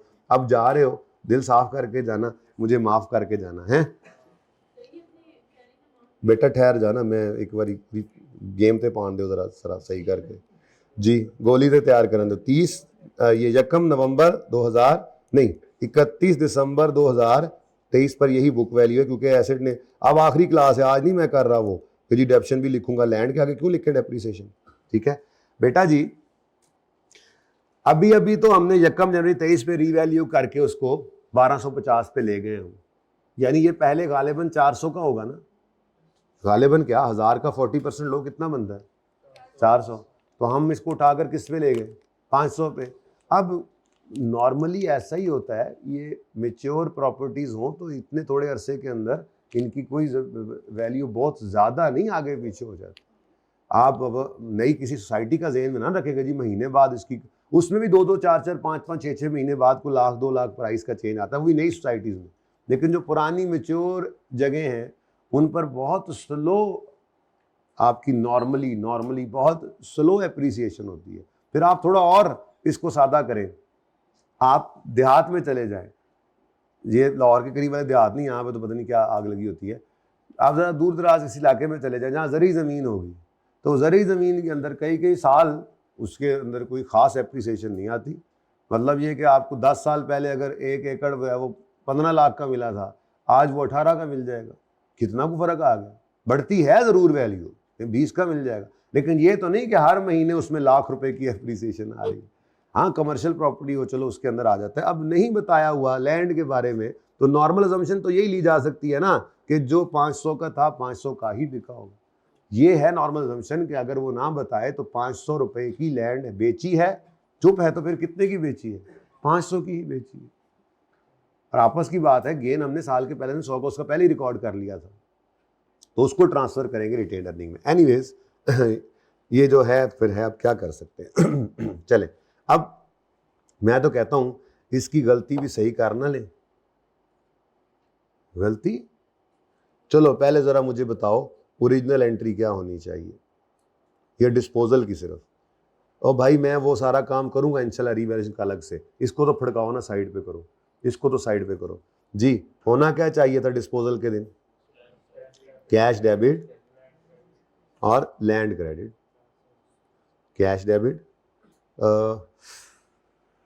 वही ना करें, नहीं करते, जी यहाँ पर मैं कर रहा हूँ वर्किंग नंबर, मैं इसके साथ यूँ लिख दूँ वर्किंग 3.1, ज़रा आपको रेफरेंस रहेगा कौन सी वाली वर्किंग की बात हो रही है। तो होना क्या चाहिए था, ओरिजिनल होना क्या चाहिए था, कैश डेबिट लैंड क्रेडिट कितने से, 500 से। ये मैंने अज्यूम किया है बेटा जी कैश 500 है, क्योंकि और क्या कर सकता हूं मैं, कह रहा है 500 रुपए की land, 40% of land was sold. भाई कितने की बेची, भाई कितने की बेची, कितने की नहीं बताया, भाई कह रहे 750, पता नहीं कहां से बताया। हम नॉर्मल अजम्पशन लेंगे, एबनॉर्मल अजम्पशन नहीं लेंगे। अजम्पशन लेने का परिचय बोला जहां समझ ना आए, तो थोड़ा सोच के अजम्पशन लेनी है अगर कहीं लेनी पड़े तो। वैसे अच्छा है, ये भी कॉन्फिडेंस ठीक है, खिंच के रखो। सादा सी बात है भाई, 500 रुपए की लैंड बिक गई है, तो नहीं बताया तो 500 की बिकी है। और एक निशानी भी नजर आ रही है कि अभी अभी 1 जनवरी पे आपने उठाकर उसको रीवैल्यू किया है, तो वो अपनी रीवैल्यूड अमाउंट पे फेयर वैल्यू पे तकरीबन पड़ी है। ठीक है, खैर तो कैश डेबिट लैंड क्रेडिट, और साथ ही दूसरी एंट्री 100 रुपए की क्या एंट्री होगी, 100 रुपए की रीवैल्यूएशन सरप्लस डेबिट। ये है वो प्रॉफिट जो आपको नजर आ रहा है, यानी असल में शायद 400 वाली बिल्डिंग 500 की बिकी होगी। अब 100 अगेन बुक करना चाहिए था, लेकिन चूंकि हम पहले ही साल के पहले दिन सरप्लस में उसको रिकॉर्ड कर चुके हैं, तो फिर वहीं से निकाल के उसको रियलाइज समझ कर रिटेन अर्निंग में फेंक देते होते थे, तो ये 100 की एंट्री हो जाए। अब ये तो होना चाहिए था, ये तो होना चाहिए था। अब जरा इस जो जहां बॉक्स लगा हुआ है, जहां पे उसने कहा है कि उन्होंने अडॉप्ट करने का सोचा, उन्होंने डिसाइड कर लिया है कि हमने रीवैल्यूएशन मॉडल करना है, लेकिन उसके बाद एंड पे क्या लिखा हुआ है, रीवैल्यूएशन फाइनेंशियल स्टेटमेंट्स में इनकॉर्पोरेटेड, बोलो क्या लिखा हुआ है, however this change has not been accounted for, यानी रीवैल्यूएशन को काउंट फॉर।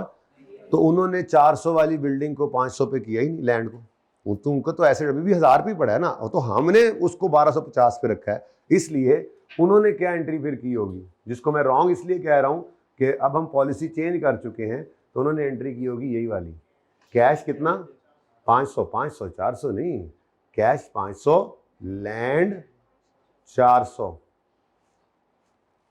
कैसे आया 400, कैसे आया 400, ये 400 कैसे आया, ये 400 क्या है, 1000 का 40%, उनका तो कॉस्ट पे पड़ा हुआ था। अब 400 वाली चीज आपको तो पता लग गया है ना, फेयर वैल्यू उसकी जगह बता दो रहा है फेयर वैल्यू कितनी है, तो बेचा उसने 500 का ही होगा और गेन रिकॉर्ड किया होगा, क्योंकि उसने तो नहीं कहा कि उसने डिस्पोजल रिकॉर्ड नहीं किया, उसने कहा रीवैल्यूएशन को अकाउंट फॉर नहीं किया, तो नॉर्मल तरीके से भी उसने कॉस्ट के ऊपर डिस्पोज किया होगा।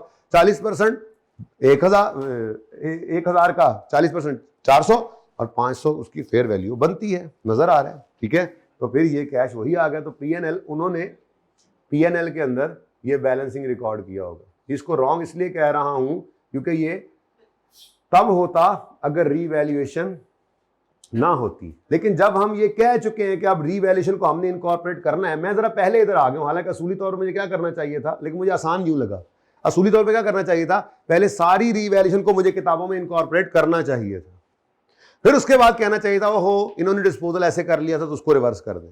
लेकिन मुझे यूं आसान लगा, आप लोगों की इजाजत है, ये मुझे जरा आसान लगा कि यार ये एक बात सामने आ गई है, फड़का दो इसको, तरतीब की क्या जरूरत है, फिगर ही एंड पे सही करनी है ना। ठीक है, तो भाई बड़ी अहम बात निकल गई आपके हाथों से, Ali you have lost this concept. तो 500 और 100 हमने भी गेन रिकॉर्ड किया है, मतलब हम भी सही वाली अकाउंटिंग, सही वाली मतलब नई वाली रीवैल्यूएशन वाली अकाउंटिंग करेंगे तो हम भी गेन रिकॉर्ड करेंगे, लेकिन हम भी 100 रुपए रिटेन अर्निंग में फेंकेंगे रीवैल्यूएशन की वजह से 1 जनवरी को, और उनकी गलती की वजह से पीएनएल के अंदर भी 100 पड़ा जो रिटेन अर्निंग में आ जाएगा, तो उस 100 को तो रिवर्स करना पड़ेगा ना, वही 100 रिवर्स होने लगे।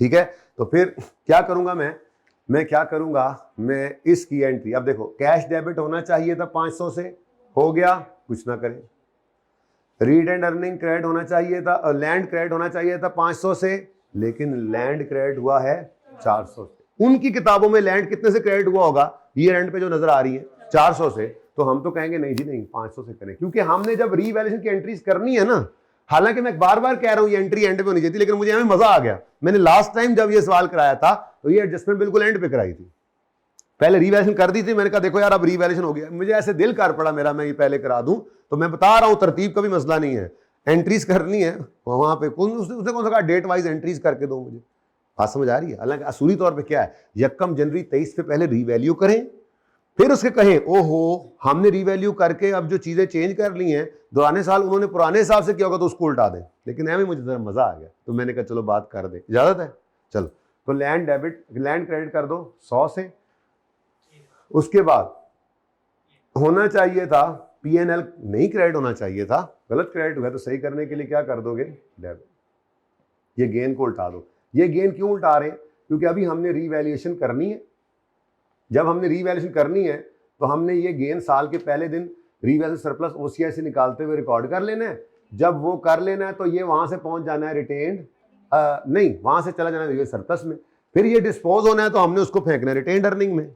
जब ये सारा कुछ हम करेंगे, जब हमने रिटेन्ड अर्निंग में फेंकना है और इन्होंने भी 100 रिकॉर्ड किया, P&L में आया हुआ है, तो फिर ये डबल रिकॉर्डिंग हो जाएगी। मैं बार बार कह रहा हूं, बल्कि एक काम करें,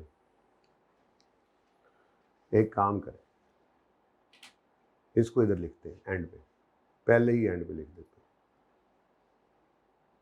लेकिन करूंगा मैं पहले, अब मुझे मजा आ गया था, बस मुझे मजा आ गया था, ठीक है।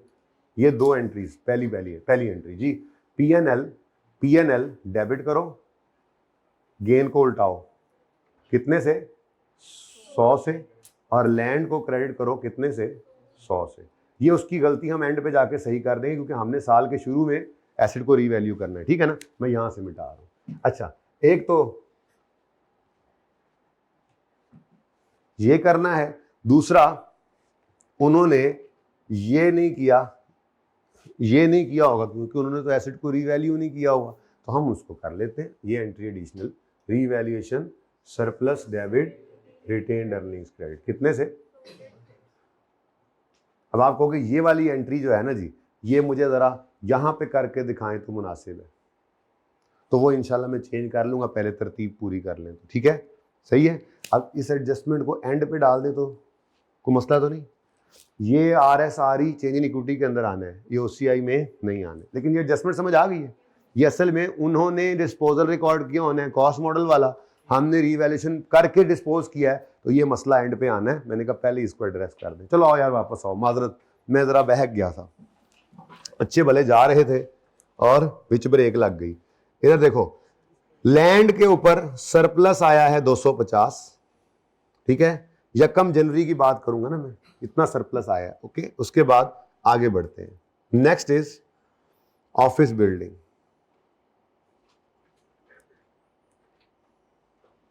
ऑफिस बिल्डिंग ने डेप्रीशिएट भी होना होगा, थोड़ी वर्किंग ज्यादा हो जाएगी। वर्किंग 4 डेट, जल्दी से कर लो अब, ये बस कहानी अब खत्म होगी। जो मुश्किल बात थी ना वो एंड पे आनी थी, आपको समझ नहीं आनी थी, मैंने वो पहले ही कर दी। एंड पे जाके बस फिर इसके ऊपर स्टैंप करेंगे। ऑफिस बिल्डिंग और रीवैल्यूएशन सरप्लस नजर आ रहा है बज़ाहिर, तो देखते हैं। अब लॉस आ गया तो फिर एक कॉलम ऐड कर देंगे, ठीक है बच्चे। अच्छा अब जी क्या है, यकम जनवरी 23 पे इसकी बुक वैल्यू देख के बताओ, 750। ये यकम जनवरी 23 पर ऑफिस बिल्डिंग 750 उठा के ले जाओ, सरप्लस है, ठीक है। तो यकम जनवरी 23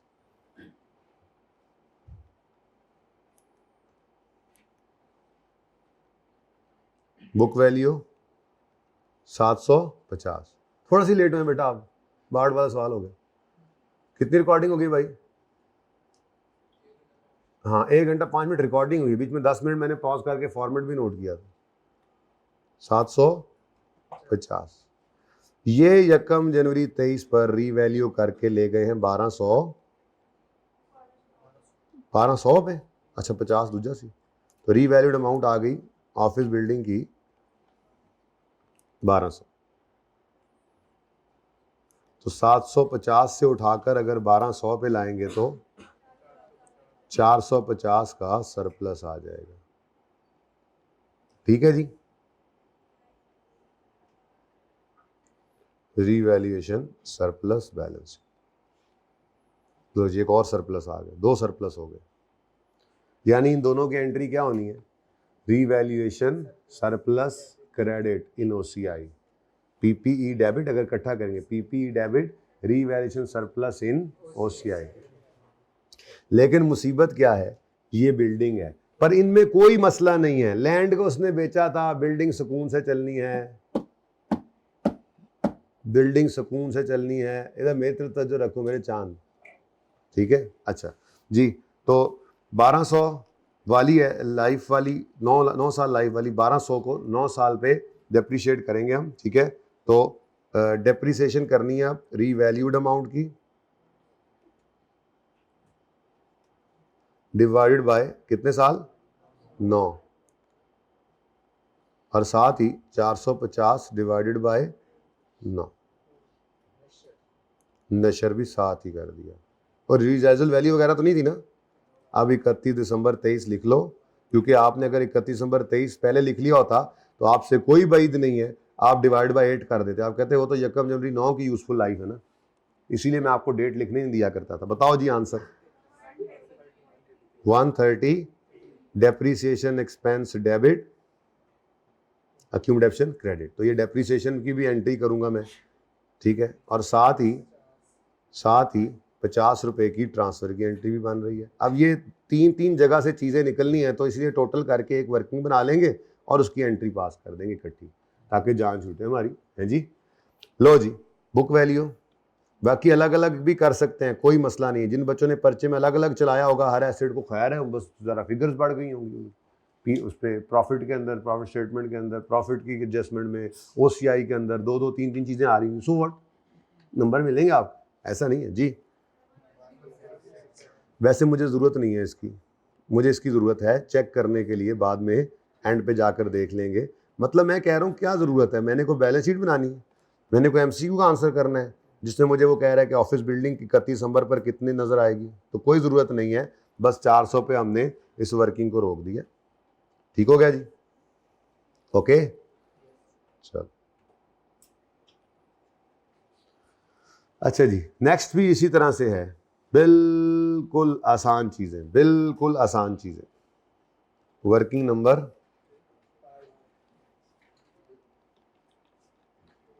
वो इधर कर लेते हैं। अब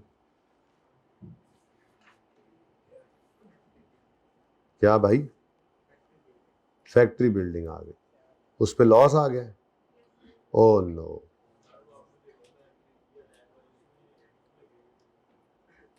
हैं? मैंने अभी नहीं की, और बताओ। मैं दोबारा करूंगा वो आपके लिए, ठीक है। पहले ये कर ले, फिर मैं दोबारा करता हूँ। मुझे समझ लग गई थी, 1-2 शक्लें देख के जिनमें तुम्हारी भी थी, मैं इसलिए वहां से भाग आया। हालांकि मुझे लग रहा था आसानी जरा, लेकिन अच्छा हो गया, बात हो गई है। अब सिर्फ एंड पे थोड़ा सा ये देखो और ये देखो करना रह गया, ठीक है। चलो, वर्किंग नंबर 5, तीसरा एसेट आ गया। क्या नाम है इसका? तो डिस्क्रिप्शन और फैक्ट्री बिल्डिंग और रीवैल्यूएशन सरप्लस। इसमें लॉस नज़र आ रहा है वैसे मुझे, P&L की लिख लेते हैं, ना आया तो ना सही, वैसे नज़र आ रहा है पहली रीवैल्यूएशन है और नज़र आ रहा है बुक वैल्यू से नीचे, मैंने तो इसलिए लॉस लिखी। सरप्लस का कॉलम इसलिए डाला है कि चलो आपकी आदत है ये कॉलम खाली भी हो तो ठीक है, बीच में आता है दरमियान में, तरतीब ना खराब हो, वरना आप कोई कॉलम ना डालें, सरप्लस का ज़रूरत नहीं, पुराना सरप्लस भी नहीं पड़ा, ठीक है, जिसको खाना हो इसने। एनीवेज, 1 जनवरी 2023 पर जी बच्चों 1000 रुपये बुक वैल्यू है, 1000, और 1 जनवरी 23 पर इसकी रीवैल्यूड अमाउंट कम आ रही है। इससे कितनी आ रही है जी ऑफिस में रीवैल्यूड अमाउंट? कितनी जी? 550 जी। 450 का माशाल्लाह लॉस आ गया। अब ये लॉस सीधा P&L में चला गया। अब इस लॉस की एंट्री होती है P&L डेबिट और एसेट क्रेडिट, ठीक है, सही है। लेकिन इकट्ठा करेंगे सब कुछ इंशाल्लाह, आप देखेंगे। ना इकट्ठा करने वाले ये तीनों एसेट की एंट्रीज अलग अलग करेंगे, कोई मसला नहीं है, कोई मसला नहीं। मैं जगह तंग है इसलिए मैं ऐसे कर लूँगा। अच्छा, अब डेप्रीसिएशन करनी है तो अशर नशर करो। 550 रिमेनिंग लाइफ सवाल कह रहा है कितनी है? 5, शायद पुरानी हुई थी बिल्डिंग इसीलिए।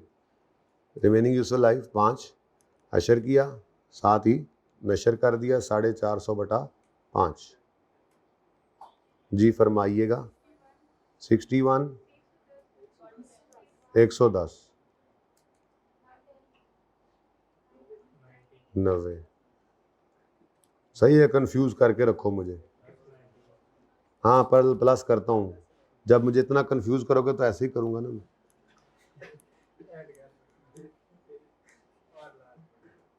वो भी मिटी जा रहा है, +90। ठीक है, अच्छा जी, ले जी। अब मुझे तो दोनों की कोई ज़रूरत नहीं है, ठीक है। मुझे चेक करने के लिए दोनों की कोई ज़रूरत, लॉस थोड़े चेक करता हूँ पीएनएल में, मुझे फॉर द ईयर एंट्रीज चाहिए। अब येलो फिगर क्या है, तीसरे एसेट में येलो नेगेटिव है, यानी कि 2 एसेट्स पे सरप्लस है, एक पर लॉस। फिर दोनों की डेप्रिसिएशन है, मतलब लैंड तो डेप्रिसिएट होता नहीं है, इन दोनों की डेप्रिसिएशन है, लेकिन +90 की एंट्री नहीं होती। इसका मतलब जो ट्रांसफ़र की एंट्री है वो सिर्फ 50 की इसी की होगी, इंक्रीमेंटल डेप्रिसिएशन वाली। ठीक है, इसको कोई नवा रंग देने हैं। लो भाई, अब वर्किंग्स हो गई हैं पूरी। अब ये अलग अलग भी जा सकते हैं, जैसे ये रीवैल्यूएशन नहीं हुई तो रीवैल्यूएशन नहीं हुई तो पहले आप क्या कर लो, ये 250 की एंट्री क्या है, लैंड डेबिट सरप्लस इन ओसीआई क्रेडिट। 2023 के अंदर ओसीआई है ही नहीं, इधर देखो, तो आप ओसीआई को खुद लेकर आओगे। आइए ओसीआई आइए, सिरे से है ही नहीं, ठीक है। और यहां पे आप 250 लिखोगे। उसके बाद ये बाद में देखते हैं, ठीक है। उसके बाद दूसरा एसेट आएगा, उसके 450 का सरप्लस है, एंट्री है एसेट डेबिट सरप्लस इन ओसीआई क्रेडिट, और वो ओसीआई से होता हुआ कहां जाएगा, इधर इधर आना है ना। तो यहां पे आपने पहले लिखा था 250 जमा किया 450, ठीक हो गया। ये आपका ओसीआई रिसीवेबल सरप्लस में इधर आके गिर जाएगा। लेकिन एक और मसला भी है, इसकी एंट्री क्या होती है। अब ओसीआई को हिट नहीं पड़नी इसकी, क्योंकि पहले को सरप्लस पड़ा नहीं है, तो इसकी एंट्री क्या है, पीएनएल डेबिट एसेट क्रेडिट। अब पीएनएल का डेबिट होना इधर हिट करना है, ठीक है, तो वो भी अलग से एंट्री, यानी ये तीनों एंट्रीज मैंने की हैं अलग अलग। फिर बच्चा आगे बढ़ा, बच्चे ने कहा इसमें तो डेफिसिट होना ही, डिस्पोजल है बाद में देखता हूं मैं। बच्चे ने कहा डेप्रिसिएशन की एंट्री होती है depreciation debit accumulate depreciation credit, तो ये अलग अलग डेप्रिसिएशन का बढ़ना एसेट में कम कर ले, या अलग अलग कम करना बढ़ा ले। दूसरी बात मैंने साथ ही बोल दी, सॉरी। अलग अलग डेप्रिसिएशन का बढ़ना एसेट में पीपीएल में क्या कर दे, कम। एक बार इस 133 को, ये बढ़ रही है डेप्रिसिएशन एसेट में, 23 वाले प्रॉफिट में क्या कर दे, माइनस, फिर इसको अलग से कर ले माइनस। लेकिन अब यहां पे एक मसला आएगा, बता दो क्या। पिछली डेप्रिसिएशन नहीं, उन्होंने जो डेप्रिसिएशन की हुई है, यूं बोलो, उन्होंने तो साल पूरे का ड्राफ्ट बना लिया है ना, उन्होंने तो कॉस्ट मॉडल पे एसेट को डेप्रिसिएट किया है ना।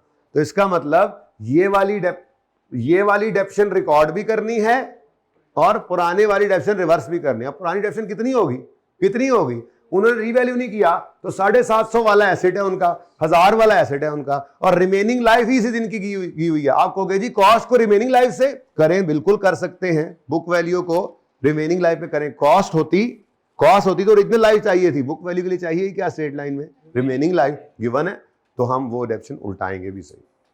अब ये मैंने उन बच्चों के बारे में बताया जिन्होंने कहना है आप ये वर्किंग जब करने लगूं, आप ये वर्किंग क्यों कर रहे हैं। मैं सबको ना इकट्ठा कर रहा हूं, मैं तीनों का इंपैक्ट क्या करूंगा, इकट्ठा, और एक एंट्री पास करूंगा, अपनी सहूलत के लिए कर रहा हूं। जिन्होंने ये नहीं करना उनको मैंने बताया, इन्होंने तीनों को अलग अलग लेकर वो गए हैं, ठीक है। अब मैं एक वर्किंग कर रहा हूं जिसमें इन तीनों को इकट्ठा कर रहा हूं। तो पीपीई, एक चीज क्या हिट होनी है, पीपीई, जो मेरे सवाल के लिए रेलेवेंट तो नहीं है, लेकिन चलो। दूसरी चीज क्या हिट होनी है, रीवैल्यूएशन सरप्लस, मैंने क्या कर दिया, लैंड ऑफिस फैक्ट्री बिल्डिंग, एक पीपीई कह दिया।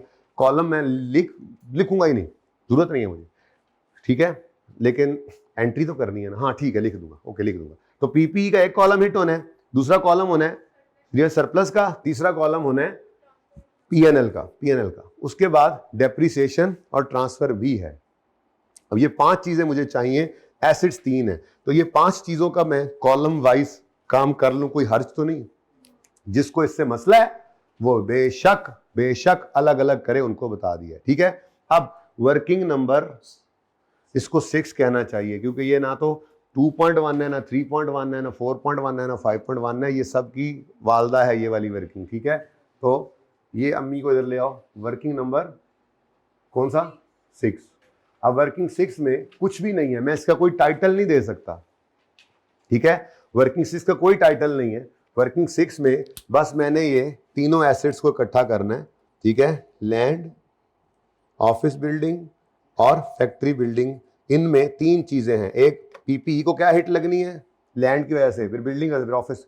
ऐसे ही सरप्लस को क्या हिट लगनी है, फिर पीएनएल को क्या हिट लगनी है, डेप्शन को क्या हिट लगनी है, ये सारा नीचे टोटल कर लेंगे तो मेरी एक एंट्री बनेगी इंशाल्लाह, एक एंट्री। बाकी जिसको मसला है, मैं बार बार कह रहा हूं, वो जा सकता है इंडिविजुअली और वो भी बिल्कुल सही होगा। ठीक है, मैं जरा रश की वजह से इतना काम नहीं कर रहा, अपनी सुस्तियां मेरी। तो मुझे बताओ जी, सबसे पहला एसेट कौन सा है? लैंड। अब लैंड को देखो तो उसमें क्या हो रहा है, 1 जनवरी 23 पे लैंड को क्या हो रहा है? सरप्लस आ रहा है। लैंड डेबिट सरप्लस इन ओसीआई क्रेडिट। तो मैं यहां पे आया, मैंने यहां पर लिखा पीपीई। पीपीई में कितना जी डेबिट? 250। और रीवैल्यूएशन सरप्लस ओसीआई वाला, ये कितना क्रेडिट हुआ इसकी वजह से? अब कोई बच्चा यहां पे इसके अलग एंट्री करे, लैंड तो पोस्ट नहीं होना, उसकी जाके लिखे, नो इशू, यहां से वो कर सकते हैं। ये मैं अलग अलग एंट्रीज यहां पे लिख रहा हूं। ठीक है, इसी तरह से मैं 1 जनवरी 23 पे खड़ा हूं। ऑफिस बिल्डिंग को क्या हुआ? पीपीई डेबिट, तो ऑफ बिल्डिंग या ऑन बिल्डिंग कितना जी? 450 से पीपीई डेबिट और सरप्लस इन ओसीआई क्रेडिट। अब कोई अलग करना चाहे अलग करे। अब उसके ओसीआई में ये 2 चीजें यहां पे जाके ब्रैकेट में ऐड हो जाएंगी, पर मैं यहीं से एक बार लिखूंगा, ये फर्क है सिर्फ। तीसरा कौन है? फैक्टोरी। फैक्टोरी बिल्डिंग में क्या हो रहा है? 1000 रुपए, ये सॉरी 450 से पीएनएल डेबिट। लो जी, पीएनएल आ गया। पीएनएल डेबिट कितने से? अच्छा, ये मैं इतना खुला खुला क्यों लिख रहा हूं, इतनी जगह है मेरे पास, बंदा पूछे। तो इधर हो जाओ यार तुम, थोड़ा सा गुंजाइश ही नहीं है। ये कितना है? 250, ये 400 नहीं। मैं वो बेटा, आप रजिस्टर से सारे उठाएंगे तो पता लगेगा मैंने और मसले पे हैं। मेरे रोले ने, मेरे बोर्ड वाले रोले ने, आज बोर्ड भी छोटा हो गया ना हमारा थोड़ा। हालांकि हमें, मुझे पता कब्जा ग्रुप बनना चाहिए था, हमें कहना था ये हमारा पहले से कब्जा चल रहा है, लेकिन चलो बुजुर्गों के लिए जगह छोड़ देनी चाहिए, इसमें बड़ी बरकत होगी। देख जी, अच्छा जी, पीएनएल आ गया। फैक्ट्री बिल्डिंग है, फैक्ट्री बिल्डिंग, फैक्टोरी बिल्डिंग। बस यही सवाल टाइम लगाने वाला था, बस अकेला। इवन जो आपका पीपीई का नोट है, आधे घंटे का सवाल है इंशाल्लाह। तो जो ब्रेक अभी करूंगा उसको ब्रेक के बाद, किसी ब्रेक के बाद रखूंगा ना, आपसे 5 मिनट पहले आके मैं फॉर्मेट बना लूंगा, आप आएंगे तो बस फटाफट सवाल कर लेना। बहुत ईजी सवाल, मतलब मुझे तो बहुत ईजी लगा देख के, आपको भी ईजी लगेगा। फैक्ट्री बिल्डिंग में क्या है जी? पीपीई और पीएनएल कितने से? 450। मैं ऐसे लिख देता हूं, 450 और 450। आप पॉजिटिव भी लिख सकते हैं, लेकिन फिर पॉजिटिव में मसला क्या होगा, उधर रखें भाई। पॉजिटिव मसला क्या होगा, आपको पीपीई का टोटल फिर गलत नीचे नजर आएगा। तो मैंने तो एक एंट्री करनी है नेट वाली, जिस एंट्री के अंदर मेरा पीपीई कितने से? 250 से डेबिट होना है, सरप्लस 750 से क्रेडिट होना है, और पीएनएल, कैमरा उधर ही है ना भाई, मेरी तरफ तो नहीं, मैं ऐसे हो रहा हूँ कि मैं कैमरा मुझे देख रहा हूँ जी, क्या है? पीएनएल 450 से डेबिट। ये इकट्ठी एंट्री हो जाएगी, इसका फायदा ये होगा। लेकिन एक काम और भी कर लो, वो काम क्या है? डेप्रीसिएशन को भी मैं तो कहता हूं इकट्ठा कर दो, ये भी एक एंट्री हो, फिर इसकी एंट्री होगी एक ही। 2 बार एंट्री नहीं करनी पड़ेगी, 2 बार एंट्री करो, एक बार कर दो। डेप्शन एक्सपेंस डेबिट 133, डेप्शन एक्सपेंस डेबिट 110, इसकी वजह दोनों को ऐड करके एक बार एंट्री करो, कोई मसला। तो डेप्रीसिएशन भी ले लो।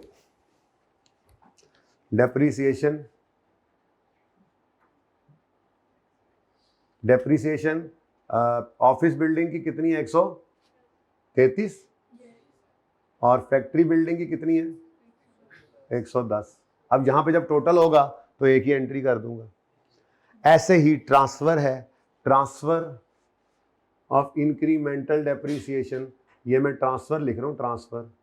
आपको पता है ट्रांसफर क्या है, चलो लिख देता हूँ, इंक्रीमेंटल डेप्रीसिएशन, ठीक है, इसका ट्रांसफर है। अब ये कितने हैं, 2 हैं 3 है, इकट्ठे कर दो, 2 है 3 है, इकट्ठे कर दो, एक ही है।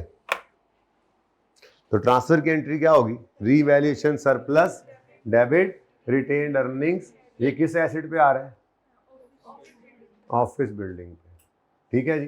तो 50 की फिगर आ गई। तो ये माइनस मैंने लिखे हैं, ऐसे ही लिख दिए, इसको जो भी करना है कर लो, इंक्रीमेंट ऑप्शन को आप जो भी करना है, 50 पॉजिटिव लिखो नेगेटिव लिखो, फर्क नहीं पड़ता। और इसके अलावा कुछ भी नहीं है, कुछ भी नहीं है, ये मैं डिस्पोजल के अलावा की बात कर रहा हूँ, ठीक है, ठीक है। तो अगर हम बात करें यहाँ पे खड़े होकर डेप्शन के अलावा की बात, तो वो एंट्री ये पड़ी है, वो एंट्री किधर है, ये पहले मैं आगे नहीं करता, ये 250, ये 700, ये 5.5, लो जी, 1 जनवरी 2023 पर ये डबल एंट्री इकट्ठी पोस्ट कर सकता हूं मैं। मत पढ़ना इस परेशानी में, अगर नहीं समझ आ रही है बात, पर्चे में कैसे होगा, पर्चे में अलग अलग कर सकते थे, पर्चे में चलते जाना है बस, रुकना नहीं है, तो तीनों अलग अलग भी हो जाने थे, ठीक है। मैंने जरा जगह की बचत की, तो ये एंट्री कराओ, पीपीई डेबिट 250 से, फिर रीवैल्यूएशन सरप्लस इन ओसीआई क्रेडिट, ओसीआई है ही नहीं अभी वजूद में आना है, जो कितने से क्रेडिट 700 से, और पीएनएल डेबिट लॉस आ गया जी, कितने से 450। ये रीवैल्यूएशन हमने कर दी, ठीक है, ये रीवैल्यूएशन कर दी, सही है। अब बीच में डिस्पोजल करा दो, ये एंट्री कर दो,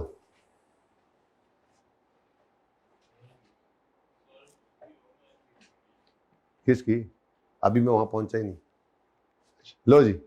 अब 2 ऑप्शंस हैं, डेप्रिसिएशन की एंट्री करो, इंक्रीमेंटल डेप्शन की एंट्री करो साल के एंड वाली, या पहले डिस्पोजल वाली एंट्री कर दो। दो ऑप्शंस हैं। पहला ऑप्शन क्या है, सुनो, पहला ऑप्शन क्या है, ये वाली एंट्री पोस्ट कर लो, ठीक है, फिर उस वाली एंट्री को पोस्ट करके फिर सही करो। उससे बेहतर क्या है, इन दोनों का कंबाइंड इंपैक्ट, ओरिजिनल और रॉन्ग का कंबाइंड इंपैक्ट डाल दो, यहाँ पे रेक्टिफिकेशन वाली एंट्री कर दो, ठीक है। तो इसलिए मैं कहता हूँ ये रेंड आने दो, ठीक है। पहले क्या कर लें, अपनी डेप्रीसिएशन चार्ज कर लें, करो जी, अपनी डेप्रीसिएशन चार्ज करो। लो जी, अगली कहानी अब शुरू हो गई रीवैल्यूएशन के बाद वाली। तो पहले 243, अब जिसने अलग अलग एंट्री की होगी उसकी 2 एंट्रीज आ जाएंगी, वो एंट्रीज तो करनी नहीं होती, वैसे तो वहां पे पोस्ट करना है 243। लो, तो 243 की एंट्री क्या है, depreciation expense debit accumulated depreciation credit, ठीक है जी। और उसके बाद इस 50 की एंट्री क्या होगी, ये ट्रांसफर है, रीवैल्यूएशन सरप्लस इन ओसीआई, ना ना ना ना, वो ये वाली एंट्री होगी, ठीक है। तो revaluation surplus debit retained earnings credit, कितने से, मैं इसको घसीट रहा हूं आगे, लेके जा रहा हूं आगे, देखते हैं इसको, बाद में देखेंगे, ठीक है। उसके बाद भाई ये बार्ड लिमिट वाला सवाल तो आप लोगों ने कर लिया होगा अपनी क्लास में, तो सुकून मारो, हम तो आखिरी क्लास में करते होते हैं ऐसे सवाल मजे मजे के जी, समझ आ रहा है, ज्यादा समझ आता है आखिरी क्लास में। अच्छा जी, अब इसके बाद एक मसला हो गया, वो मसला क्या है, सोच के बताओ भाई, अभी इशारा ना करो, सवाल पूरा करके अब इशारा करना है जी। नहीं, डेप्शन को, अभी डिस्पोजल को छोड़ो, हाँ, हमने डेप्शन कितनी रिकॉर्ड की है, उसने ये वाला तो किया ही नहीं ना, तो हम कर लेंगे। हमने डेप्शन कितनी रिकॉर्ड की है, 243, हालांकि उसकी डेप्शन पहले से भी चार्ज थी, पता नहीं कितनी, अब वो निकाल लेते हैं, ठीक है। तो जो उसकी डेप्शन है उसको फिर क्या करना है, हमने उल्टाना है, तो अक्यूमुलेटेड डेप्रिसिएशन डेबिट करके डेप्रिसिएशन एक्सपेंस क्या कर देंगे, हम क्रेडिट कर देंगे, ठीक है। ये 243 मुझे कहाँ से मिला है, वर्किंग 6 से, ये सब कुछ वर्किंग 6 रेफर कर दोगे ना अब जगह, ये वर्किंग 6 एक जगह लिख देता हूँ, बाकी फिर जाके देख ही लोगे आप, ठीक है। ये भी कहाँ से मिला है मुझे, वर्किंग 6। अब ये कहीं नहीं पड़ा हुआ किसी वर्किंग में, उसने कितनी डेप्शन चार्ज की होगी, उसने कॉस्ट से रीवैल्यूएशन पे लाया नहीं, लैंड को तो डेप्रिसिएट करना नहीं था, रह गए बिल्डिंग्स, तो ये 750 और 1000, ये 9 और 5 के हिसाब से उसने डेप्रिसिएट किया होगा। स्ट्रेट लाइन है तो ओरिजिनल कॉस्ट पे ओरिजिनल लाइफ लगती है, लेकिन अगर बुक वैल्यू पे रिमेनिंग लाइफ लगाएं तब भी आंसर सेम आता है। हमारे हिसाब से ही डेटा गिवन था, तो हमने यहाँ पे आकर लिखा 750 डिवाइडेड बाय 9 प्लस 1000 है, 1000 डिवाइडेड बाय 5, ये उसने डेप्शन चार्ज की होगी, ये हमने रिवर्स कर दी कितने से 283, मतलब हमारी डेप्शन कम आई है, असल में हमारी एक बिल्डिंग पे लॉस भी आ गया ना। एनीवेज, यहां तक कोई मसला है तो बताएं, इसको जरा देख लें। अभी लैंड के डिस्पोजल को छोड़ें,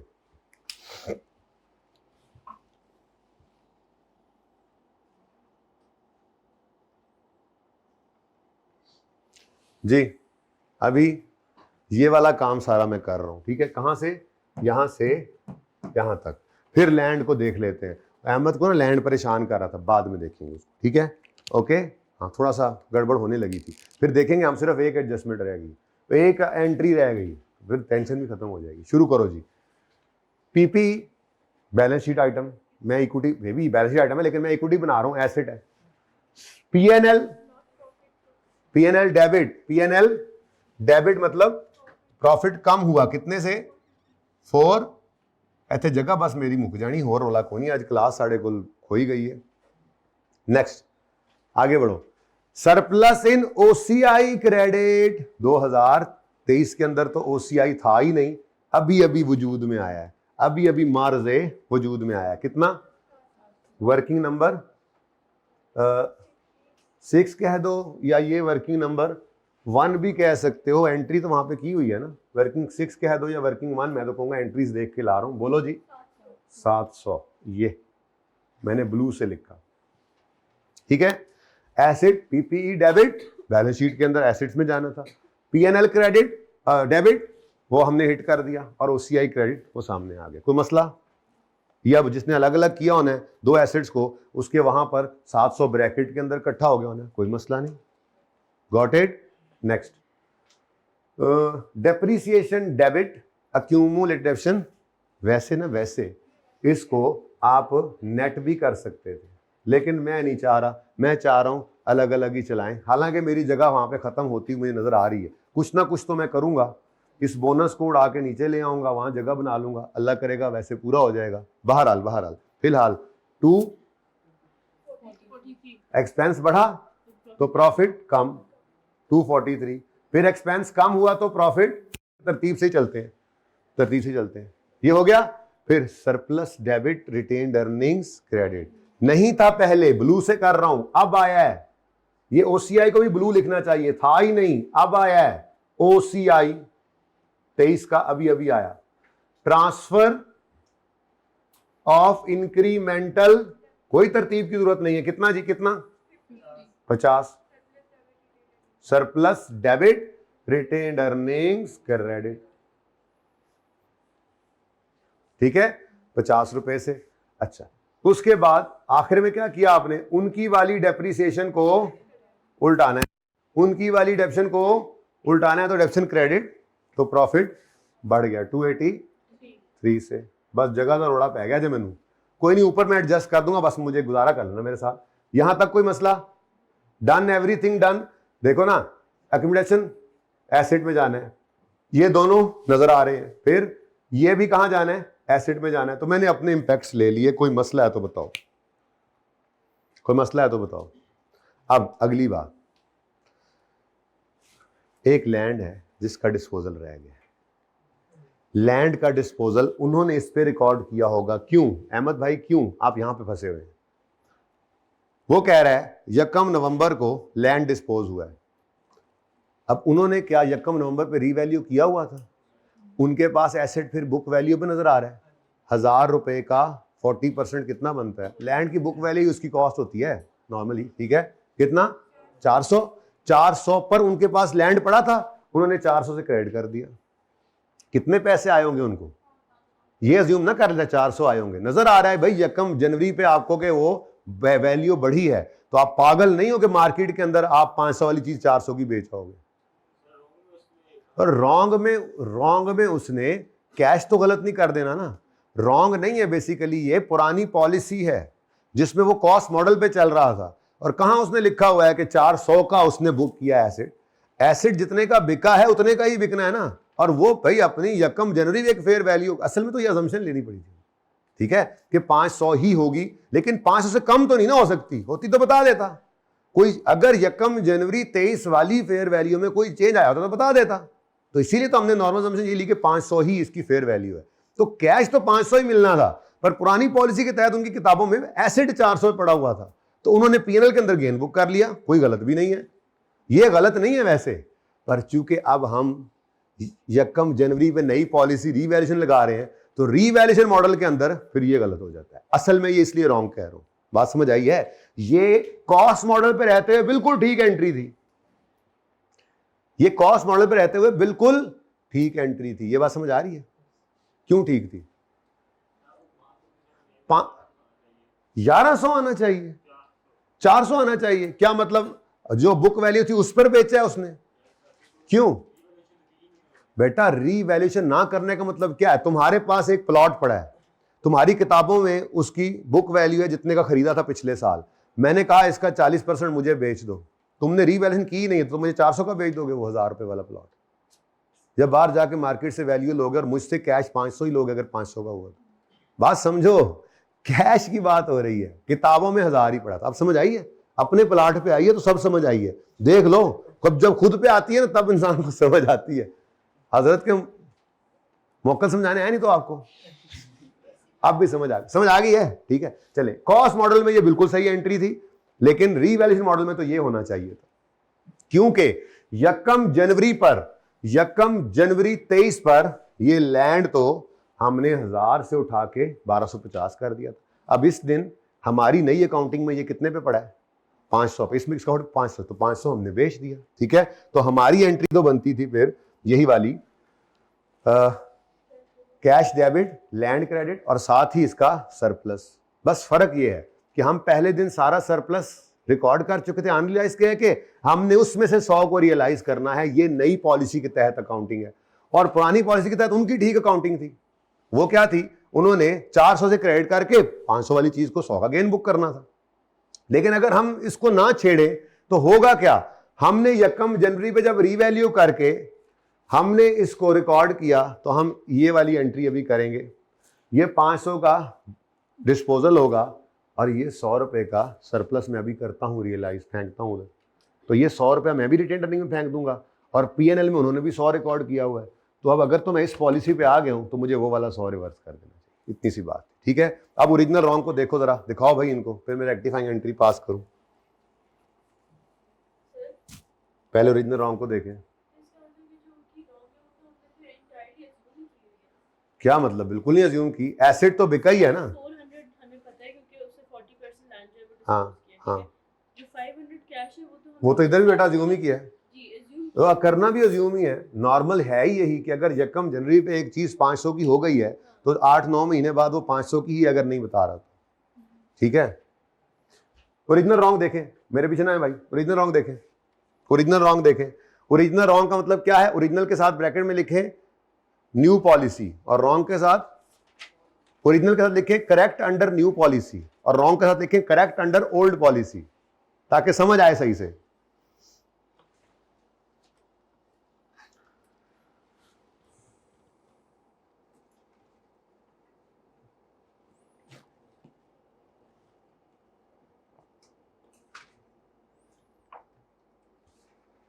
हाँ जी, तो आप फिर रेक्टिफाइंग एंट्री कर लें, देखो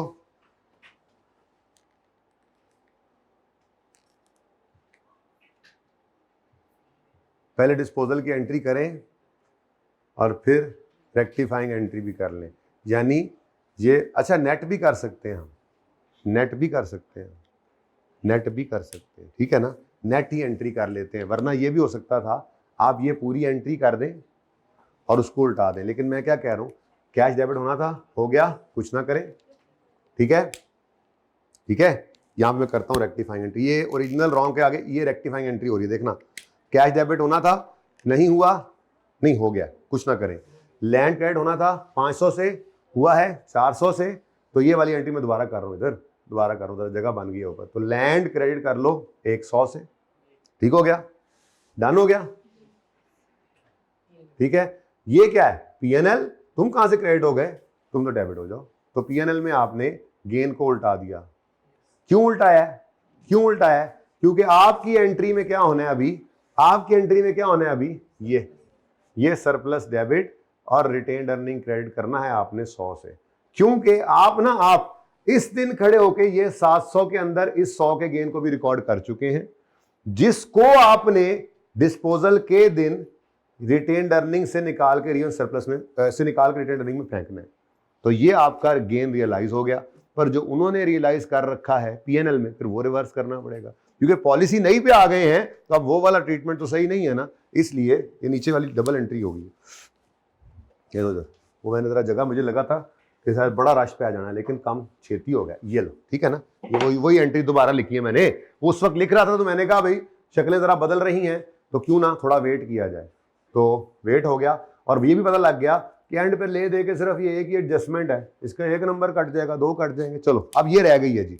तो गेन पीएनएल में क्या कर दो, डेबिट, मतलब कम, गेन कम होगा तो प्रॉफिट भी, या अल्लाह खैर, एक 100 ही तो रह गया, ना गड्डी ना टायर, आ ही गया, ये गुजारा हो रहा है, थोड़ा सा आगे निकल गया है, चलो उसके बाद ये एंट्री कर दो, रिवैल्यूएशन सरप्लस डेबिट कितने, 100 रुपए से, और रिटेन्ड अर्निंग्स क्रेडिट, ये अब समझ आइए, अगर ये 100 ऊपर से माइनस ना करे ना, ये भी हमने करना है रिवैल्यूएशन मॉडल के तहत, तो ये 100 भी रिटेन्ड अर्निंग में आ जाना है, और वो प्रॉफिट से होता हुआ भी, प्रॉफिट से होता हुआ रिटेन्ड अर्निंग में आ जाना है, तो ये डबल डबल रिकॉर्डिंग हो जाएगी गेन की, इसलिए एक उल्टाना था, पुरानी पॉलिसी वाला ही उल्टाएंगे, क्योंकि नई पॉलिसी को तो हमने अडॉप्ट किया था, ठीक है, ओके। और इसके साथ क्या लिखेंगे, ये ट्रांसफर ही है, लेकिन ये ट्रांसफर इंक्रीमेंटल की नहीं है, ये ट्रांसफर है ऑन डिस्पोजल ऑफ लैंड। ओ मुक गया ही भाई, मुक गया ही, अभी मुक गया ही, ठीक है, तो कहानी खत्म, पैसा आजम। कहां पे कौन सी वर्किंग का रेफरेंस, यहां पे कुछ भी कर लें यार, वर्किंग 1 का ही रेफरेंस दे दें सारी जगहों पे, क्योंकि एंट्रीज तो वहीं पे हुई हुई है, ये यहां से सारा वर्किंग 1 है, चलो अल्लाह खैर करे। अब इसके आगे पी कैसे लिखूंगा, आर रीस्टेटेड प्रॉफिट के आगे, अच्छा 23 में रीसेट लिखना नहीं, चलो शुरू हो जाओ। हाँ भाई टोटली करने रह गए आप, कि वो भी मैं कराऊं आपको आकर, जल्दी बोलो। नेगेटिव 450, लो जी ये हुआ, तो उसका असर ये हुआ कि आपका शेयर कैपिटल बदल गया है ना, इसीलिए मैंने शेयर कैपिटल को पहले ही एंड पे पहुंचा दिया था, उसमें मसला था ही नहीं, यही तो मैं कह रहा था, शेयर कैपिटल शेयर प्रीमियम इनमें कोई मसला नहीं आना, तो 2400 वैसा ही आ गया, 563 वैसा ही आ गया, लेकिन हाँ 895 ये हमारी रिटेन्ड अर्निंग्स क्या हो गई, रीस्टेट।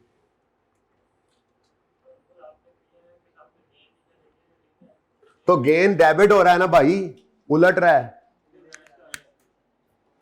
इधर गेन ही लिखा है ना, उसने गेन रिकॉर्ड किया हुआ था, हमने गेन रिवर्स किया है, उस वाला क्रेडिट और डेबिट है, तो गेन रिवर्स करना है, प्रॉफिट को कम करना है, तो प्रॉफिट में से माइनस ही करना है। और एम दे चारों टायर उत्ते सन, नहीं 2 उत्ते हुए सन, नाल ही थले आ गए, रिलैक्स होगी शक्ल। Ahmad is my litmus paper, you know, इसको मसला नहीं होना चाहिए। अच्छा जी, अहमद बहुत बहुत एहसान है अहमद के हम सब पे, मेरे पे भी, आप पे भी, दुआ किया करें इसके लिए, क्योंकि बहुत बच्चों को इसकी बरकत से समझ आया है, बार बार पूछने से, ये नेकी होती है किसी की भी, हर किसी में हिम्मत नहीं होती। ले जी नेक्स्ट, ये तो 0 लिखवाओ, ये 0 रीस्टेट नहीं हुआ, अच्छा लो जी प्रॉफिट, ये भी रीस्टेटेड है जी, बिल्कुल रीस्टेट, लाल पूरा रीस्टेट लिखना है आपने, रीस्टेटेड, हाँ जी बिल्कुल लाल, इस सवाल तो बाद है ना जी। 552, उसके बाद आ गया, सब कुछ हो गया, ये भी आ गया, बोलो 323 1087, अभी भी जीरो ही है। ये तो अब आके आया था, इस साल में आया। अच्छा, तरतीब की कोई जरूरत नहीं होती, खुल के खेला करो। लो जी, एक मिनट है 140, इसके साथ रीस्टेट किसने लिखना है? नहीं कैसे बेटा, ऊपर दोनों चीजें रीस्टेट हो गई हैं, ठीक है। ये 22 पिछले साल उसको भेजा हुआ था ना, रीस्टेटेड। लो जी, अब यहां पे ये रीस्टेट होगा, शुक्र है जिन्ना अगे आ गया सी, रीस्टेट भी विच आ जाना सी थे जी। उसके बाद सब टोटल्स हो गए हैं 3700, 640, 640, 717। अच्छा, 550 को चेक कर सकते हो, मैंने इसीलिए ये टोटल्स लिखे थे। ये इधर देखो, ये दोनों सरप्लस का बैलेंस मैच करता होता था ना क्लोजिंग से, ये मैंने इसीलिए लिखे थे। आगे यहाँ पे तो था ही नहीं, तो वही 450 आपको नजर भी आ रहा है सरप्लस में, ठीक है। तो ये जनाब आपका सवाल है, और इससे मुश्किल नहीं हो सकता कुछ इसमें। तो हमने बहरहाल एक छोटा सा सवाल, भाई कितनी देर की रिकॉर्डिंग हो गई? 45 मिनट, ओ माय गॉड। तो यूं कर लो फिर, इसको 2 घंटे पूरा ही कर लेते हैं, क्या ख्याल है?